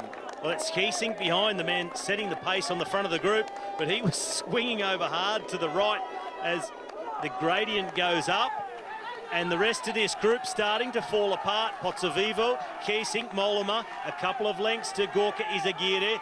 Julian Alaphilippe rides his way past Marc Soler, number 77. Yates, 12 seconds is his advantage. That's to the Alaphilippe group. And that's the one that matters the most. And he'll need more than 12 seconds at the top to stay away from Julian Alaphilippe. I think he'll need at least 30-odd seconds ahead of Alaphilippe in the hope of holding him off. I think he also better hope that the roads are dry on this side, on the descent of the Portillon. They've been damp all the way up. Pozzovivo now, he's the man at the front, but he's looking for assistance. This is good for Yates. Whoever swings over tries to get the others do the work. They're not giving 100%. Yates definitely is. The gap is growing for the Englishman from Mitchelton Scott. He's got the... Well, Yates on the final kick up towards that King of the Mountains on top of the Portillon, and Julian Alaphilippe is now eating into that gap, coming up to that same stretch of road. Don't get it wrong, though. Alaphilippe accelerated. It was a little bit flatter. Now the gradient increases. Adam Yates 700 metres from the top. This is the gap of that chasing group. Alaphilippe on the right of screen. Behind him, Pozzovivo. Then it's Keesink, Mollema and Gorka Izagirre. This is Adam Yates, number 61. Almost at the top of the climb for Adam Yates. He won't like the news behind that at just on 125 metres is Julian Alaphilippe. Now the attack's coming. This is Jakob Fuglsang. Well, Fuglsang with Janssen, his teammate, going on the attack for quite a long way to the top of this climb. Fuglsang really needs to get some time back. He's already lost plenty in this tour. He's 9th overall at 6 minutes and 14 seconds. Jesper Hansen is the teammate who is with him. No concern, though, for Sky because of that time gap that he has to the yellow jersey. More than 6 minutes. Meanwhile, at the front, Yates, he's almost there, but so too is this man, Julian Alaphilippe. Well, Alaphilippe is stalking Yates. He's into the same bend that Yates just went out of. So a very small difference, and he'll be confident of being able to catch Yates on the downhill. It's very steep. It's only going to be about 9 minutes of descending to get to the finish line for Adam Yates. A big plus today in the race for the King of the Mountains jersey for Julian Alaphilippe, but his priority is a stage win. He's at 22 seconds behind Yates. Alaphilippe has already won once. 2 is better than 1, but it's Yates he needs to catch, who leads over the top of the Col de Portillon. Can he hold on 22 seconds to the charismatic Julian Alaphilippe? Well, this is going to be an incredible battle on the downhill between these two for the stage win. It looks like Alaphilippe has a big enough gap on the rest. They won't be seeing any more of him on the downhill. Surely he'll ride away from the rest, but can he catch Adam Yates, the Brits? 22 seconds up his sleeve. And we've just heard via race radio the Prix de la Combativité, the most combative rider of the day, Philippe Gilbert. That is appropriate. Meanwhile, back here in the yellow jersey group, Ian Boswell is attacking with his team leader, Ilnaz Zakarin, trying to get a spot inside the top 10. The roads are still wet. They're still patchy. You saw in that corner patches of moisture out here into the sun, completely dried up. A look behind for Adam Yates, and he'll know that Julian Alaphilippe will be eating up the road in between them. He is such a good descender. Yates, he needs to take the big risks, but we saw with Gilbert on the descent of the Monte how badly that can go. This is Alaphilippe with a motorbike trying to catch him. Yates has to make the most of the straight sections because, yes, Yates is good, very good, but Alaphilippe is better. He'll be quicker through the corners. He will be, but Yates is a good descender. Who's prepared to just hang it all out there? Alaphilippe has proven time and time again that he is prepared to take the big risks. Psychologically, it is easier being the chaser and knowing what the gap is and being told you're closing in, it's getting smaller. Well, in front, you think, how much risk do I take? How hard do I push it? Yates through that left-hander, out of the saddle, sprinting. He's got that red official vehicle in front. That's a guide for the corners. That's a really good thing. And at the moment, holding steady. That gap not shrinking much at the moment with just 8 kilometres to go, but Alaphilippe is edging closer. 17 seconds. 18, 17 seconds. He's getting a little closer. Zakharin on the right in red. Fulsang on the left in the aqua. They've been caught by Wout Poels, who hasn't put a hair out of place. Back to Yates, sprinting out of every corner. It's exactly what he's got to do. Ride it like it's a prologue. Get every single bit out of it. Alaphilippe wide it going in, hits the apex. As soon as he straightens up, he's on the power, close to the wall. But that's exactly what you've got to do. Risk it. You've got to go and get it because it's still 18 seconds up the road with just over 7 kilometres to go for Adam Yates. Here is Yates. Both he and Alaphilippe are turning the exit of every corner into a criterium as they're sprinting out as if they're on the final lap. 7 kilometres remaining, 18, 17 seconds. Alaphilippe is not making much progress. He's still shaking the legs, which is an odd sight with 6.8 to go.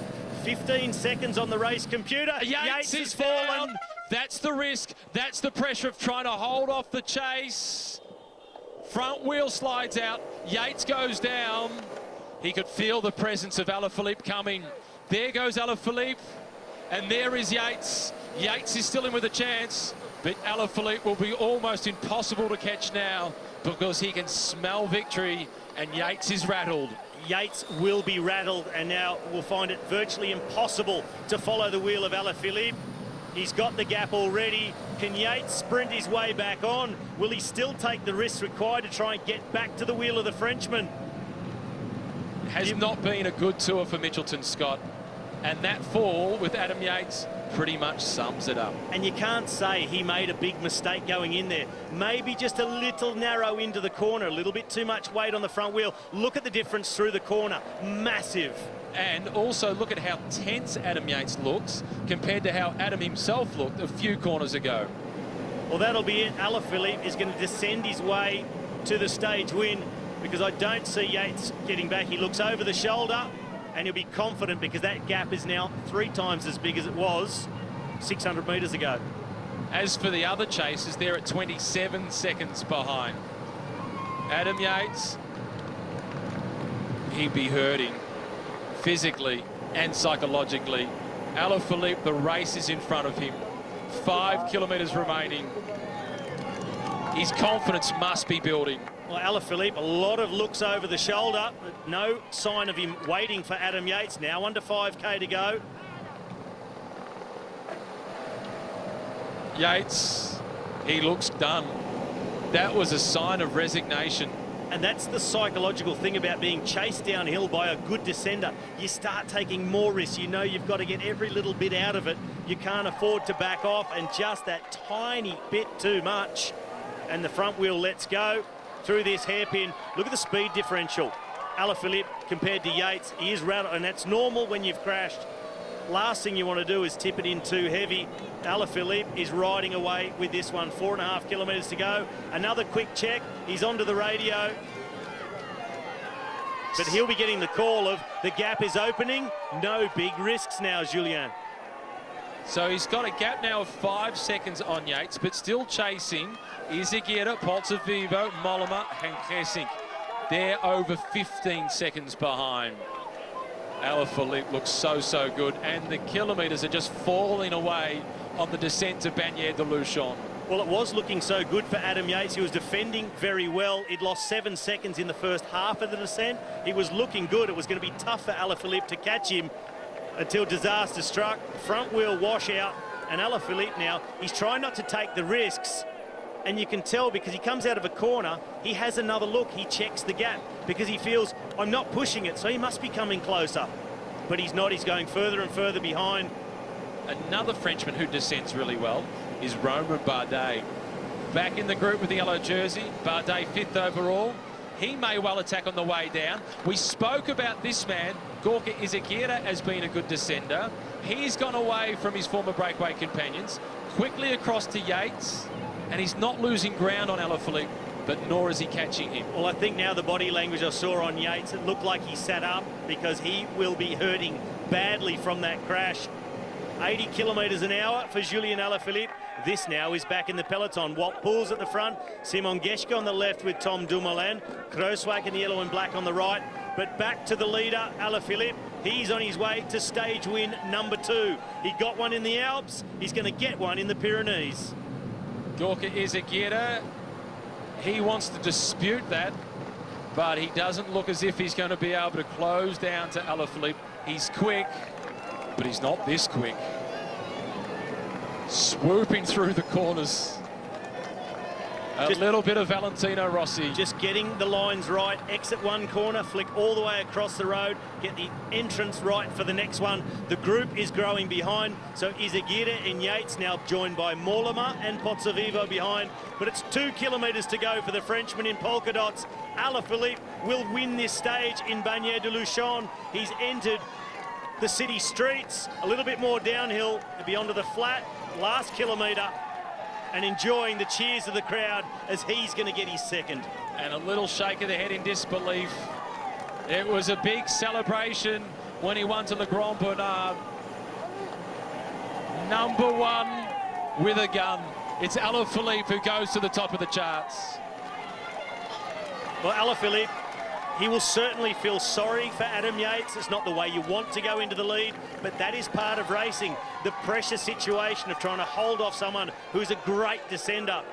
This is Mikel Landa, followed by Chris Froome. This is to the top of the Portelon. Froome will be concerned about the descents. 1 kilometre for Julian Alaphilippe. That's all that remains. That's all that stands between him and more champagne. Well, we've seen another Frenchman win here in Thomas Voeckler in the past twice. Well, the French fans, they've found a new favourite in Julian Alaphilippe. Huge crowd in the streets of Bagnères de Luchon. They've been here since early in the morning, and the French will be delighted. It's a town that has delivered them so much success. And now, like the drummer he is playing to the crowd. He has put his rivals away today comfortably. The first one was emotional. This one is pure jubilation. 1 in the Alps, 1 in the Pyrenees, and he wears the polka dots as the leader of the King of the Mountains classification. Alaphilippe the Fantastic does it in Bagnères de Luchon.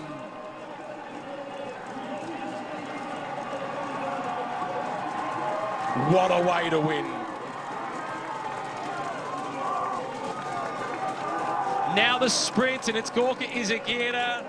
Yates is still fighting. Izagirre will contemplate what might have been. Another second place finish for Bahrain Merida. That is number 5. 5 second place finishes for the team. And a jersey, and Guillaume Martin, first and second in that classification. Sandwiched in the middle is Damiano Caruso. There's Soler across the finish line.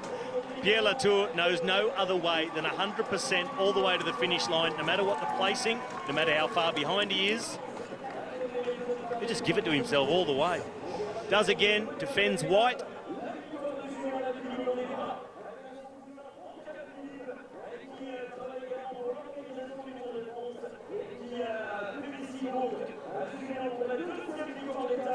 The 4th stage victory for Quick-Step. 5 kilometre stage of brutality where there'll be nowhere to hide and no easy ride. the space of 65 kilometres, 2 Category 1 climbs and 1 Oars category climb. Sky dominating the front of the group. Bob Jungels is at the rear of the group. Kruijswijk and Roglic just drifting around to make sure there's no gaps. Froome, followed by Thomas, Dumoulin, Anderson, Bardet, Landa, Quintana, Valverde there, so too Jakob Fuglsang, Kruijswijk and Roglic amongst them. And Bob Jungels, the roommate of Julian Alaphilippe, will be over the moon. Another successful day.